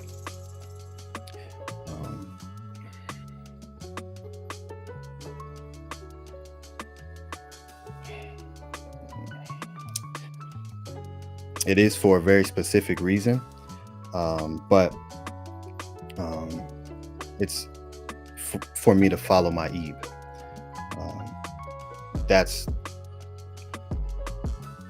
That's always gonna be the root of any move that I make. As I said, and as I've taught, my journey being brought here didn't just start 3-4 years ago. The consultations that so you can't fake the real. So it's less words that I don't have to speak on certain things, because it's gonna already, this will bring confusion, but I feel it in my Ebe that it's important for me to do what it is that I'm doing. And again, the House of Aten is something that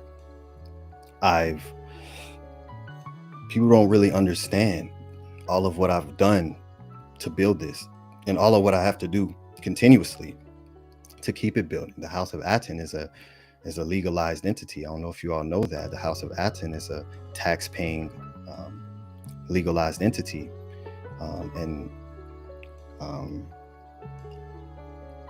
so that's nothing no one has to worry about, which is never, because that's what I put myself in a position to do, because that's the Marie that I put into anything that I do. And so for me to make a decision, and all of what comes with this decision, just understand that that there must be a reason for me to go through all of what I have to go through, to let go of something that I've put my Ebe from the very beginning on this.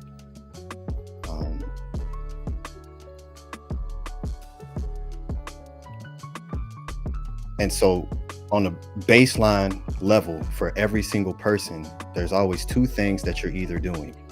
You're either moving towards something that brings you more pleasure, or you're moving away from something that brings you pain. Every decision that we make is based on a feeling. And you're either moving towards something or away from something. Now, anything past that, that's where the conversations take place. But no one is exempt from those two things. And I made sure to facilitate a way for communication to take place. And I also stated how important it was for the communication to take place. And with that,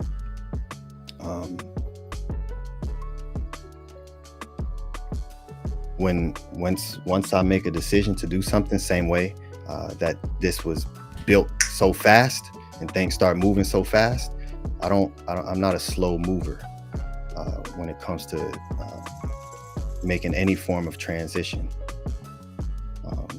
And these, and I've talked to the brothers, and because just, they're the first ones I think about, right? Because they're the ones right next to me. So,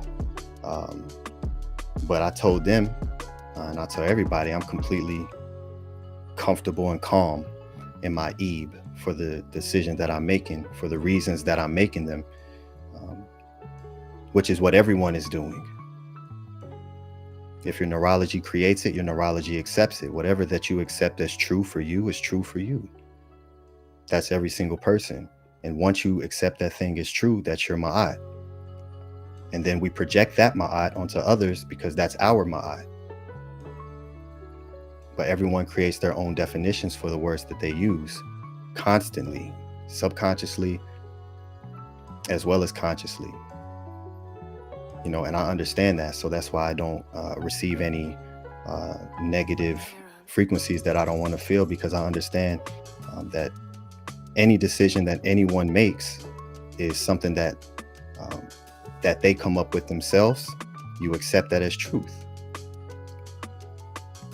And that goes very deep in many different ways.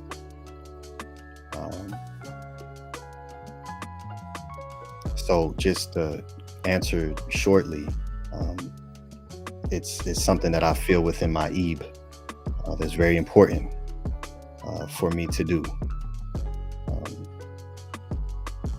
or else I wouldn't do it, because I don't make decisions, anything that I do, without consulting my ebb, consulting the ones who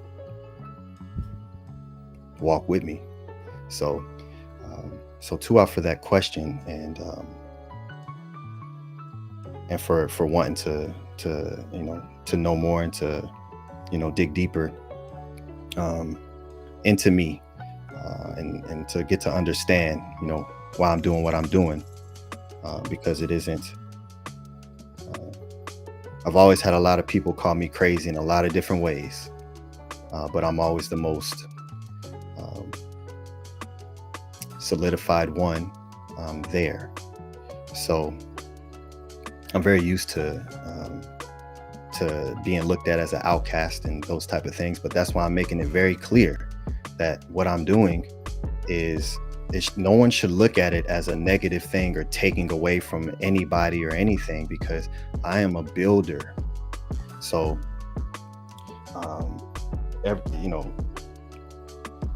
and I hope everyone walks with this same type of frequency, and knowing that if I win, we all win.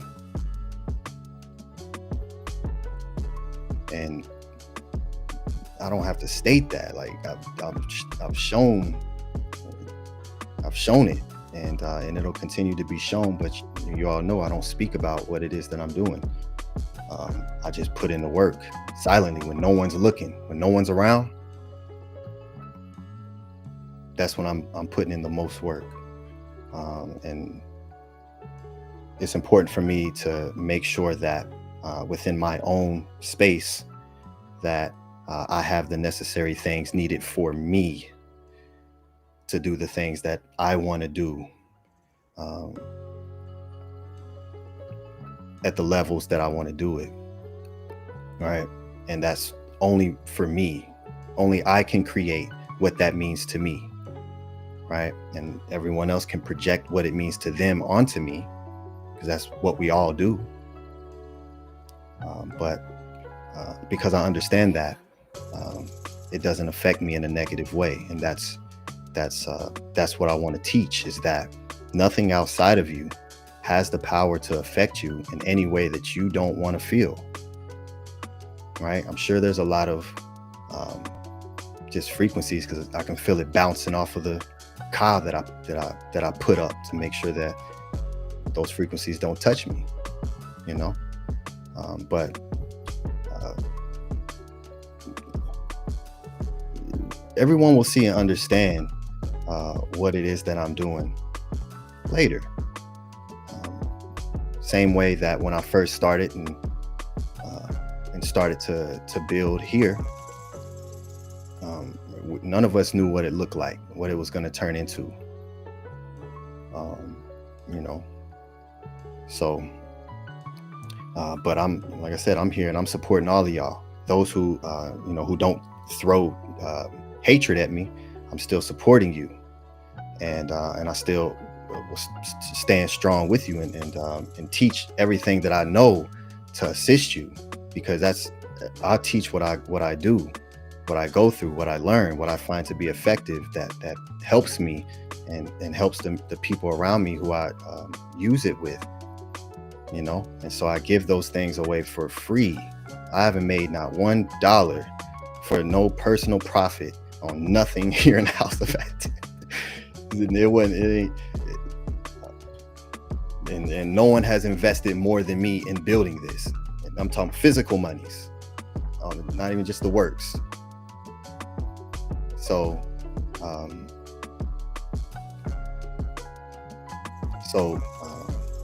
yeah, I felt that it was necessary for me to do what I've done, and I'm not have no negative energy at all, and because I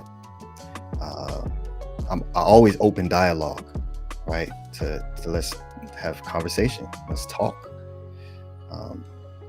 especially, you know, in any form of just off the internet, to where everybody's always looking for, you know, the negative in everything, and everybody's hoping for failure, and everybody just wants to see things break, and want everybody, all the people who send all that all the time, you know, that's what this is for. This is for them, you know. But anything other than that, you know, is always best to have offline, for sure. But yeah, it's just something that I feel that my Eve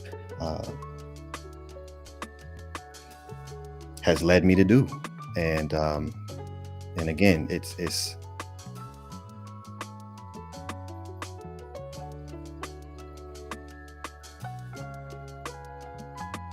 I always reflect on self, you know. That's just listen to the tone. If anybody listens to my tones and listens to my teachings, the finger goes here always, and that's why I grow in the rates in which that I do. Everyone, how do you do all of these things? And I teach people exactly how I do what I do.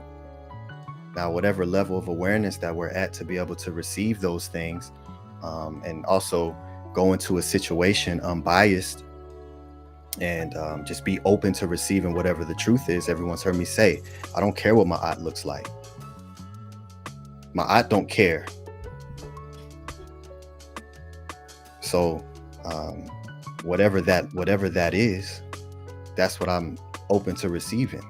And because I live in that truth, because I live in that embodiment,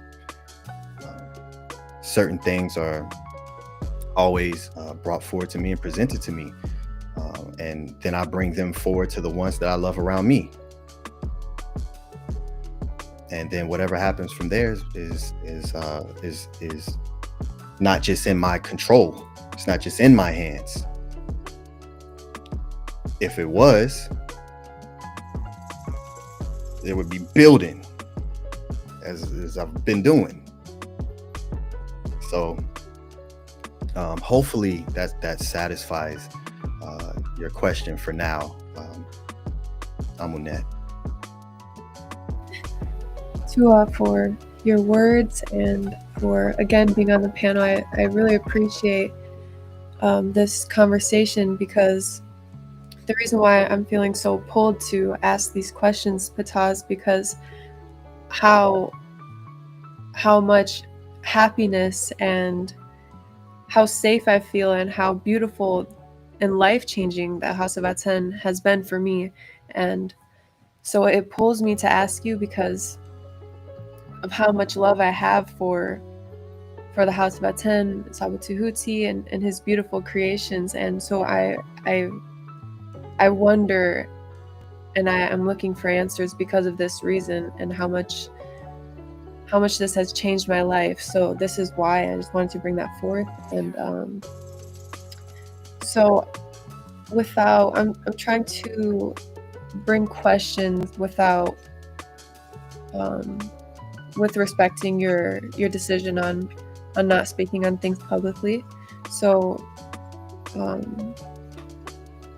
a question that I have that I'm creating to respect your decision on not speaking on certain things publicly would be, did you feel safe within the House of Aten? Do you love the House of Aten? And because I'm trying to understand the reason. I got you. I understand what your question is, and Tua for asking the question, because it's a real question. And yeah, absolutely, and as I've stated, the House of Aten, before it was the House of Aten, was the teachings of Ma'at, and that happened because of myself and some other brothers started to get together, and from the very beginning, I'll let a Tef tell y'all some stuff, or because I just don't like talking. I don't, what I mean? Like, this is me, my hands. So, of course, that which what I build is, of course, a safe environment, because I want others to feel that at the highest level. So I make sure that I instill that within myself first. And so then I'm able to create a safe space for people to come and communicate and come and talk, right? Because of the state that one is able to embody to create that safety, because we communicate on levels deeper than words. Our ability to be able to converse in this type of way is very new. But when we understand body feelings, and when you begin to study those and learn how to turn something on and off within your own body and recognize, okay, what is this feeling associated with, and what is this emotion, right? Because there's a difference between an emotion and feeling, right? Versus the sympathetic nervous system, which goes back to your fight, your flight, or your freeze, versus your parasympathetic nervous system, which deals more with calmness, right? And so there's the House of Aten, because it's a direct echo and expression from my Ebe. This literally was the easiest environment for everyone to come up and break their fears, do something that you've never done before, put yourself in an uncomfortable position in front of people and showcase what you got, come and have these conversations and these dialogues on and off. All of it is the House of Aten. Anything that anybody had any particular conversation or build with me is rooted in that. But on much deeper levels, there are things that each of us have our own level of awareness. Okay, we understand that each individual person has their own filters in which the way that they see the world. So just like in the teachings of Mary Kara, when he says the Ba returns that which is what familiar to it, the reason why that's such a deep thing is because even if there is something that's not as positive that's taking place, but you're used to it, you'll always return back to it. So even when you see relationships where there may be domestic relationships, and you'll see someone always going back to that person, and they'll be like, why is that person always going back to that? And they're like, she's crazy, she must be stupid to keep going back to that over there. And the reason why we do that is because what is familiar is what's safe. That's the only thing that creates a safety for anybody, is that which is what becomes familiar to you. Once it's no longer familiar, that's when the unsafety can begin to come in just every type of walk, right? And so understanding that, we must choose for ourselves what that standard is, right? I don't put my standard on you or anybody on what I determine as any particular frequency, right? Because I understand that's different for every single body.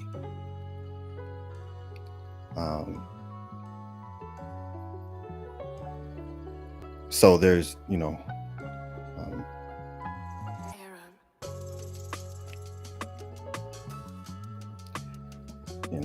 I'm just very, for myself and my standard to my levels, the level of observation that I take and that I do, and the washing of the eye and opening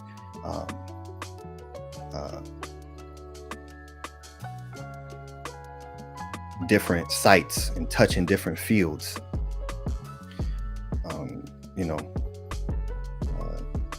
It just allows me to make sure that I do what I feel is necessary for me,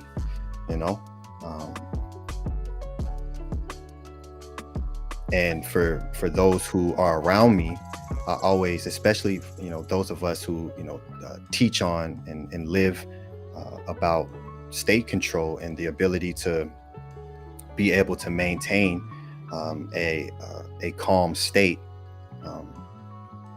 especially for those of us who are truly sensitive at different levels, to where words, it don't matter the words you say, it's more so of what's being projected from your field here, that will always overpower words for those who crank those sensitivities up, and so I listen to those before words. And what was once something that was just in every level that we're at, whatever assisted us in getting to that next level, of course we create a beautiful connection with that, because it helped take us to the next level. And then there'll be another one, and then there'll be another one, and then there'll be something else. And that's just how it works,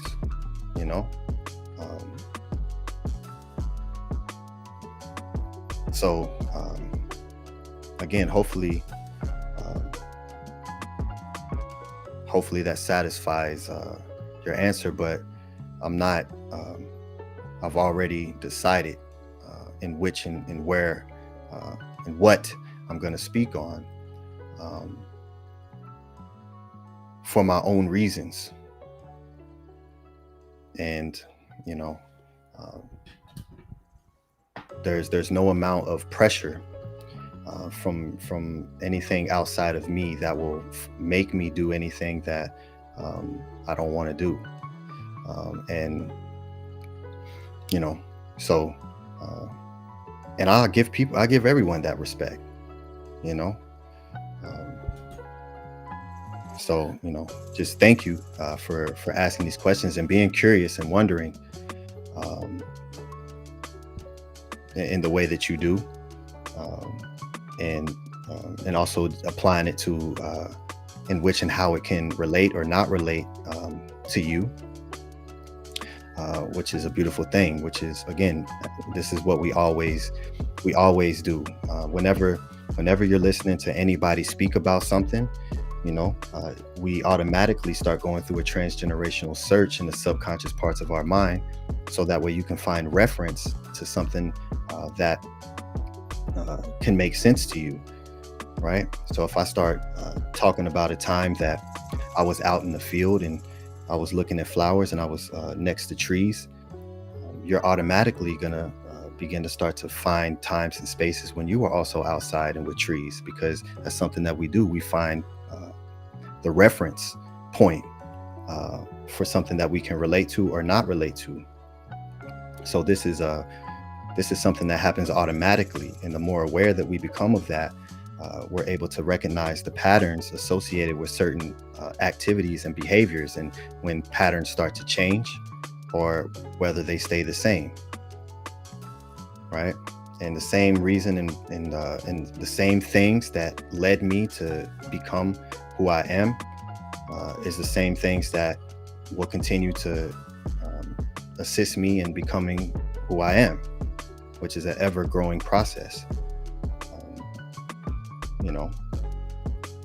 And I don't expect anyone to understand what it is that I choose to do at all. But just I just let my works work. And I don't like, and I just don't like to talk about certain things in any particular way,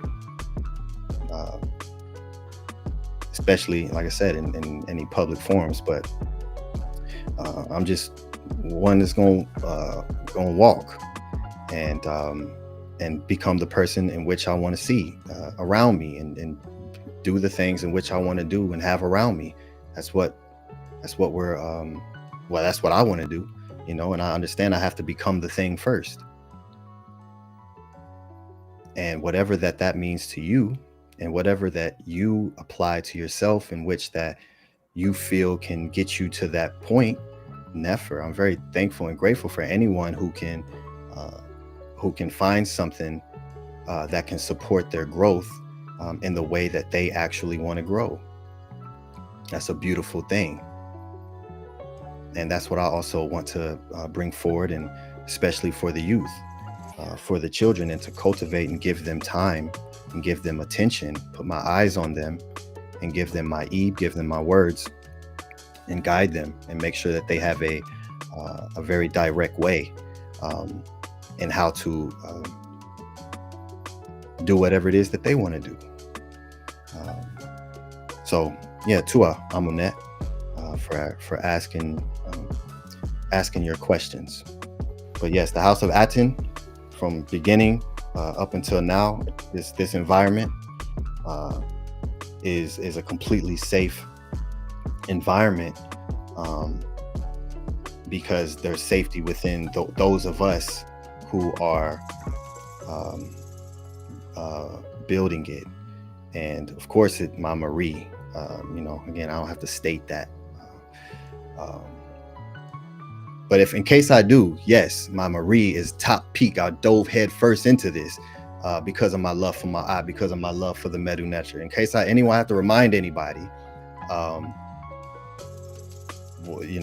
why I do what I do,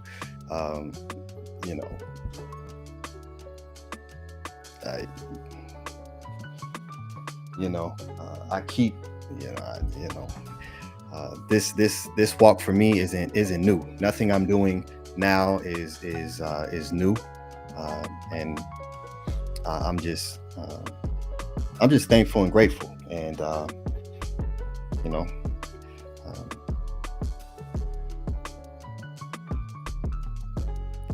so yeah, to for your question, Amunet again. Thank you.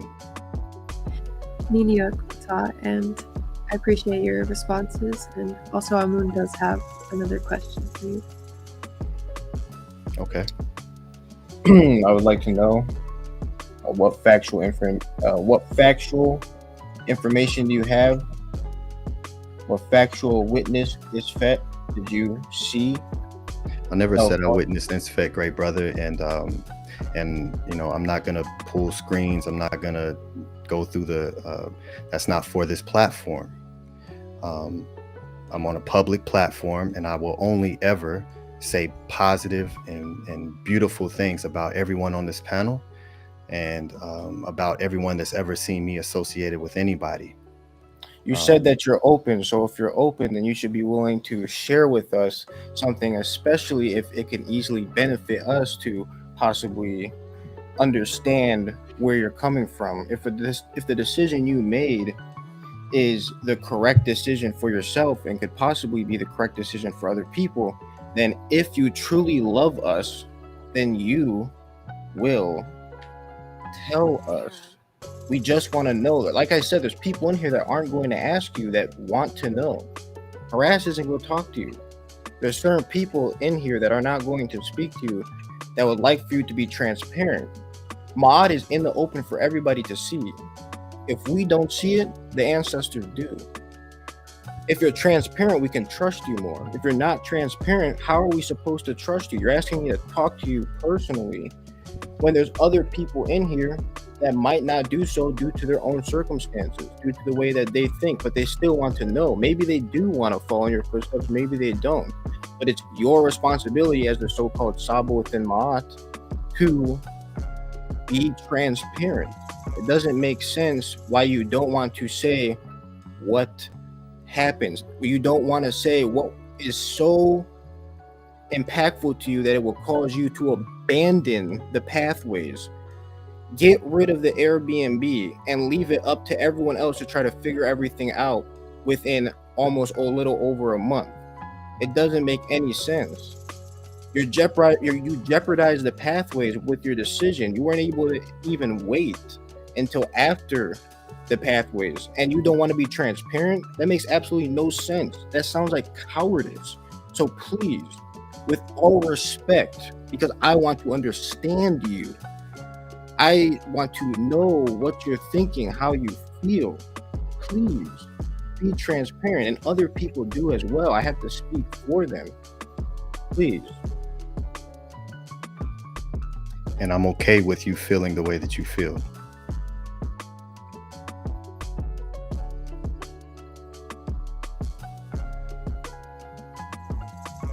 So you're gonna answer the question on what you witnessed that was Isfet that would cause you to abandon the HOA right before the pathways? Those are your words. Those are your words, brother. Those words didn't come out of my mouth. So I don't accept that for me. But if that's how you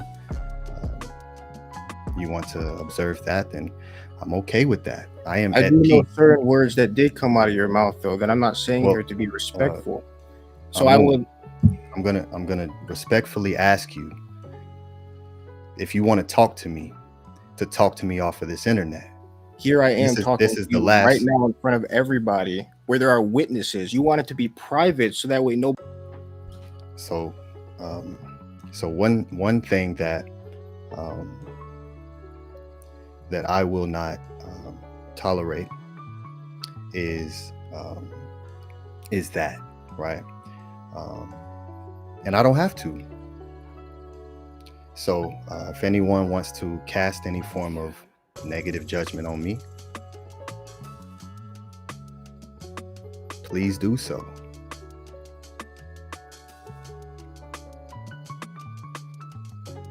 If what it is that I do, affects any of you all in some form of negative way, again, it's always a mirror reflection. So I'm very much still in this process to make sure that things are facilitated in a way that can that things can still happen, right? This ain't just a drop and go type of thing, right? There's a lot of stuff I have to do to make sure things are transferred over properly. And that's what I'm doing, right? But that wasn't a question on whether or not, if I'm doing that or not, but it's perfectly fine. And, on any platform that I build, regardless of how anybody feels about what I'm doing, it's not really, there's a difference between truly being open to understand versus projecting, so again, Duan Hinu to you, great brothers, because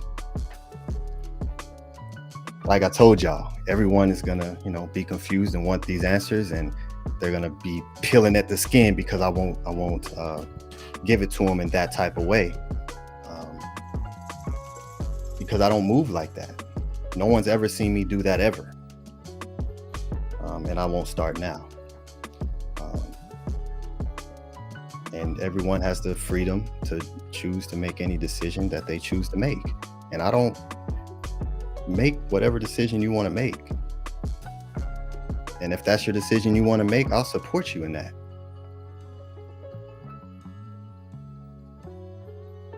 So that's all I ask.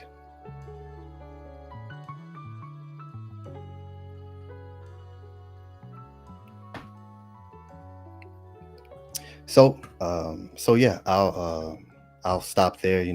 I opened up to allow people to ask questions, but it got disrespectful at the end there. So that's okay. And I know, great brother, you have a lot to grow into, and as we all do. That's why it's always a beautiful thing when you can just look at yourself and ask the right questions, right, in the right frequency. You'll get the answers that you're actually looking for, because the qualities of life that you have are based on the questions that you ask. So I refuse to give that type of frequency to those who are outside looking ready to. I'm not going to give it to you. You won't win it. You won't get that.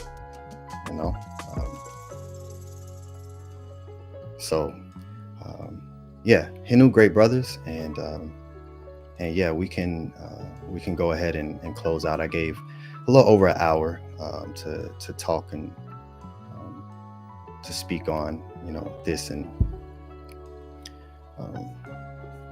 I know I'm very observative. I see what's happening, and I already knew it was gonna happen. So that's why I'm okay with it. But no one knows. Everyone calls the person crazy in the middle of them doing whatever they're doing. It isn't until way later when they said, "Oh, okay, maybe he wasn't." And I'm just leading with the left.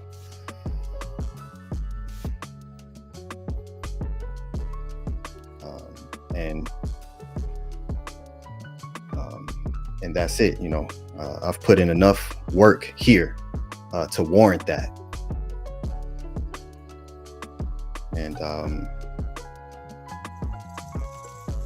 And that's it. So yeah. Great the Jets, the Gem Ma'ahim T Pauku, Tefrim Kema'at, you there, great brother? Hotep, I'm here, mic check. All right, yes, Hotep Hinu, great brothers, and Tua for all that you do. And yeah, Tua for standing with me and standing firm, because you know that you know where my Eve is at. So you know, anybody want to question that, I'm okay with that. Like, y'all don't see that, I'm okay. It's fine, you know. The spirits ain't just gonna disappear because I made a decision. That's not how this it's not how this works. You know, but Tua very much, and yeah. Again, I'll conclude with Hinu and Tua to the great Saba Tahuti, Amenhotep Ra, Uncle Jaseneb, Sakim, Watchet, Usir, great Watchet, healing frequencies to you, great Saba. And may you continue to heal in all the ways that I know is possible. So Tua very much, and Hinu to you, great brothers, for walking with me, and those who continue to show me some respect and understand that, you know, there's nothing on the surface in which what you see, you know, is what it is, you know, and it's not going to be brought out right here. It's like I have my own things that within me that if I feel comfortable to speak to you, I'll open up to you, but no one's going to force me to do anything. So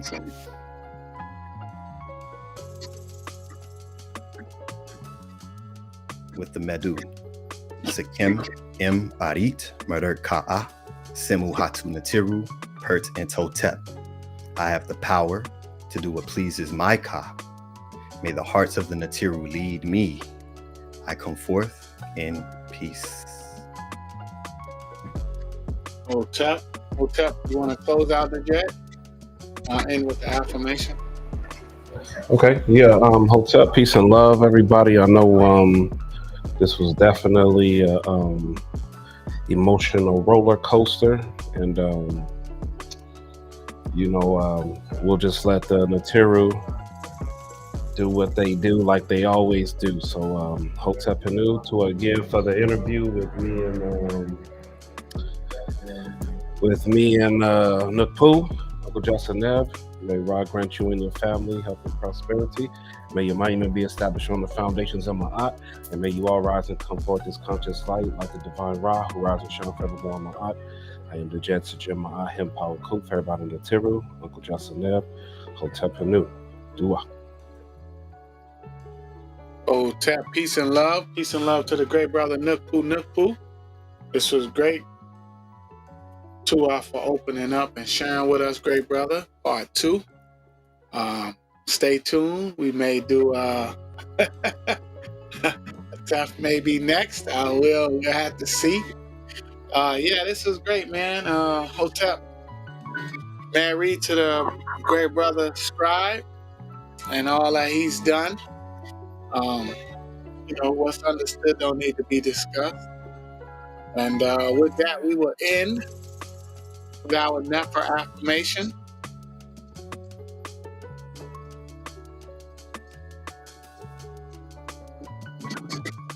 From today's teachings, hearing is beneficial to a son who willingly hears. For when what is heard takes root in the hearer, he who has heard will become one worthy of being heard. It is good to hear, it is good to speak, but he who can possess what is advantageous, hearing is beneficial to the hearer. Hearing is better than everything, for through it good affection comes into being. Unki Ma'at, Un NS, Nintet Aset Ma'at, Menhapapet Ma'at, Her Inhuqui, Her Ikut. I live for Ma'at. I exist within her. I do not speak in the place of Ma'at. Every day I advance towards Ma'at. My being is surrounded in darkness. I come forth as conscious light.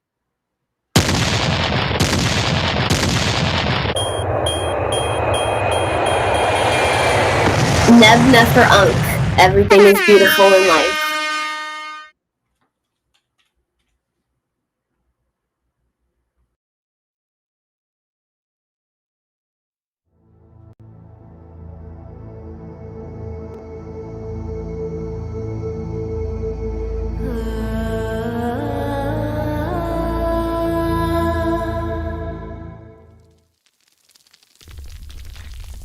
Yo, let's go.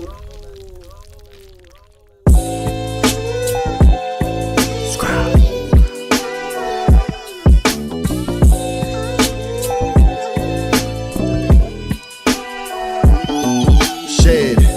Closed my eyes, then I woke up back in my bed. I could see my room as clear as looking through a lens.